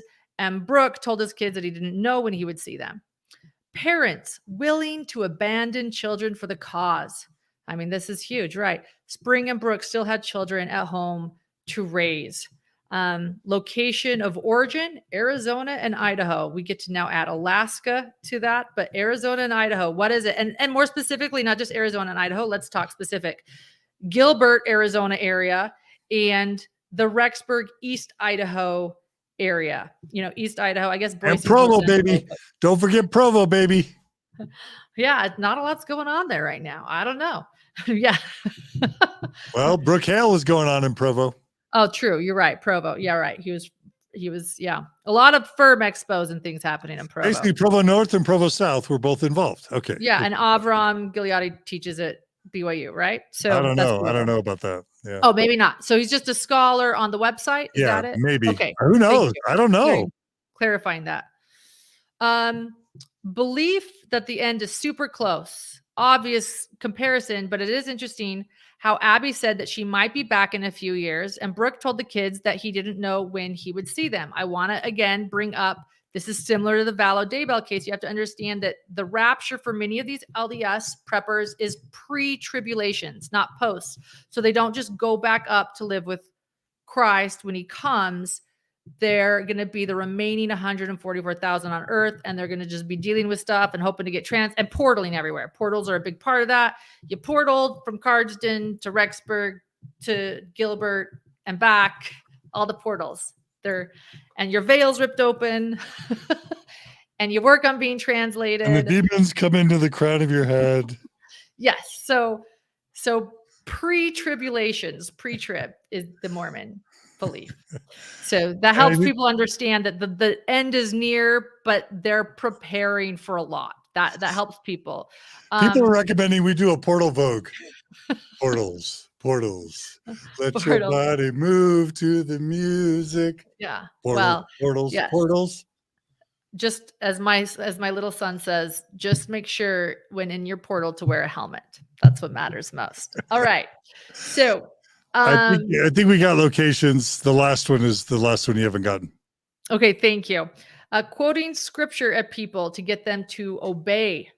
We talked about this with Avraham, Gileadi too. A sacrifice, and you will be blessed after the trial of your faith, etc., etc. Or being one of the chosen who knows the inner deepest wisdom, the salt that doesn't lose its savor, the elite of the elite. Right? Yes. And I even think we saw that with Abby and her husband. She said to him, would you be prepared? It was a test of faith. Would you do this? And he says, yes. And then she says, okay, well, we're here. You coming or not? And he felt pressure because it was a test of his faith. This is, how much faith do you have? Lori, are you going to move to Rexburg where it's cold?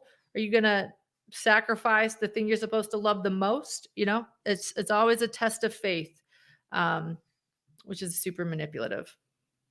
Well, I think it would be fitting to end with a focus on Blaze and just say, Blaze, we don't know if you can hear us out there, but we're sorry this happened to you. And we are so happy you're safe. And we hope you're able to return to a happy, healthy, normal life. And we're happy for this happy ending. And we wish you the best, Blaze. And then the only other thing I'll say is, Mormon Church, please do better. Please clean up this doomsday near-death experience.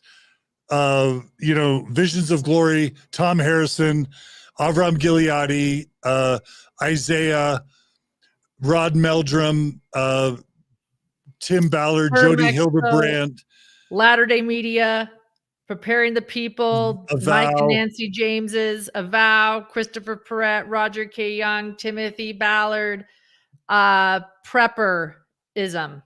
Clean this up. Glenn Beck, looking at you. I saw your tweets promoting Visions of Glory and that you were selling it on the Blaze marketplace and it was on your desk while you were making goals.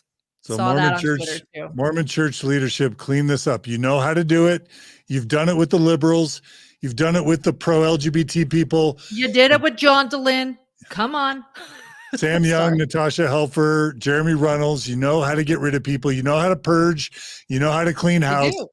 It's time to do it on the other side. Correct. Well said. Or we're going to have more lives in danger and more families destroyed. Right. Again, we're not seeing Sam Young's name, when it comes to the Elizabeth Smart FOIA documents. So we're seeing his policies implemented and yours too. So exactly. All right, Laura Matthias. Well, you are a gift to our community. You and Dr. John are doing amazing work. How can all of our viewers support you? Thank you for asking. First off, everyone watching both channels, because we are dual streaming this. I started mine a bit late. Thank you for the opportunity, John. Go back and forth to both channels and like this video and subscribe to both of us. But give both a thumbs up. It means a lot. As John pointed out, it helps us both. And thank you for subscribing to Hidden True Crime. It's a place where whether you like crime or not, we delve to the root of it. And we also talk a lot about the psychology behind the criminal. We want to be able to help. We want to be able to understand. So thank you for those two things. We also have a Patreon account, patreon.com/hidden true crime. It's a place where you can support us monthly. And we give back with with episodes and a lot of FOIA documents. We have files and files, and I will be posting. So I mentioned, John, and I'll send it to you, but I mentioned that I've got myself an avow snitch, and I have the 40 pages of all their discussion about our Visions of Glory episode. I also have 60 pages when it comes to everything they discussed about your Kim and Josh Coffin podcast that you did. So I'll be posting those on Patreon for anyone that wants to go check those out. I'll just send them to you, John. Don't worry. But but yeah, so patreon.com/hidden true crime is a place where we have a really wonderful community, and we share things, a little bit more private things that we feel safer putting behind a paywall. I love it. All right, yeah. Maven, I'm going to put you on the spot. There's Maven. There's the wonderful Maven. Maven, you just jumped in and made this thing happen. I can't unmute you. Your camera's looking good. Your lights are looking good. Thank you. Maven, thanks for doing this and making this happen. No, it's funny because this time I specifically didn't actually jump into the story other than just kind of headlines that rolled across, because it's usually you and Lauren and others that are putting these things together. So I was like, I'll just learn about it when I'm on. And so, yeah, so when I was like, do you need help? And you were like, yeah, can you put these together? And I was like, yeah. I mean, you remember I was like, from scratch, or do you have sources? And I was just like, the one time, like, I don't need to learn about this. I don't need to study. I don't need to know any background. It's kind of funny, but the chat's been very forgiving for my mistakes. So appreciate the support, everyone. And yeah, you were great. I went on to jump on and post things, and always I'm like, so how do you do this? And you were like, there were like 10 slides already made. You guys are amazing. So yeah. Well, this episode wouldn't have happened without you, Maven. Now, Maven, are you starting a new podcast? I'm working on some projects, and I feel bad that I'm not doing as much as I would like to, but I started with Gene Judson, which I think I saw him in the chat, a Latter Daily Digest. We're just trying to create mini episodes about other Mormon related podcasts out there to try to connect an audience with the right podcast and vice versa. We just think that Mormon Stories is the big player in the room, and I think most people end up landing here. But I think a lot of people and a lot of smaller channels also have good content that, yeah, I guess should be known, and we want to speak to that. So, yeah, there's Mormonish, there's Mormonism Live and Radio Free Mormon. There's so many. Yeah, and we're trying to do across the spectrum as well, including faithful podcasts. But I and this is something I actually brought up before. I don't know how to tackle podcasts like what we've brought up here, because I don't like the idea of platforming ones that I feel like are problematic. But then when you start letting your own personal biases in, so that's something we're still kind of navigating. But that's what I'm working on. All right. Well, Maven, it's great to have you, and thanks for making today's episode would not have happened without you. So thank you. Thank you, Maven. And thanks to Julia also, who's been behind the scenes taking notes. She's doing all of our beat me to it. I was about to thank Julia, but yes, thank you. Sorry, I was worried. I shouldn't have. I don't want Julia to think I was going to forget her. All right. Thanks, Maven. Thanks, and Julia, everyone. thanks to Julia for the time codes and the show notes and all the post-production stuff she does, and the shorts and the video editing and everything, and Brooklyn and Gerardo and Clint and Carrie and everyone at the Open Stories Foundation who makes this possible. If you want to see Mormon Stories continue, the best way to do that is go to mormonstories.org, click on the donate button, become a monthly donor.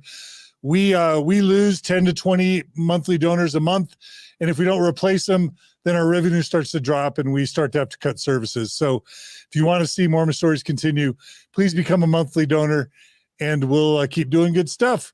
All right. Well, Lauren, you're the best. Say hi to Dr. John. Thanks, John. Will do. I'll say hello to my Dr. John and thank him for holding down the fort today so we could go on live. So thank you. He says thanks as well. Keep up the good work. Okay. We'll see you. Bye to all your viewers and listeners. And thanks to everyone for joining us today on Mormon Stories Podcast. We love your feedback. Email us at mormonstories@gmail.com. There were several listeners and viewers that helped me prepare some of this information. That tied Elizabeth Smart, I didn't come up with. That was a viewer and a listener. Some of the intelligence around the Thibaudeaus I've gotten from viewers and listeners. so much of what we get comes from you. So we love your tips. You can DM us on Instagram or on Facebook. And you can email us at mormonstories@gmail.com. And we love your feedback and your info. Please be kind to each other. Please be good to each other. Again, please donate to these episodes when you can. Take care. Fight end times, apocalyptic, Mormon near-death experience prepperism whenever you can. Let's fight religious fundamentalism wherever it is. Let's be evidence-based, let's be truth-based, and let's be kindness-based. And I say these things in the name of all that's good. Take care, everyone. We'll see y'all again soon. Take care.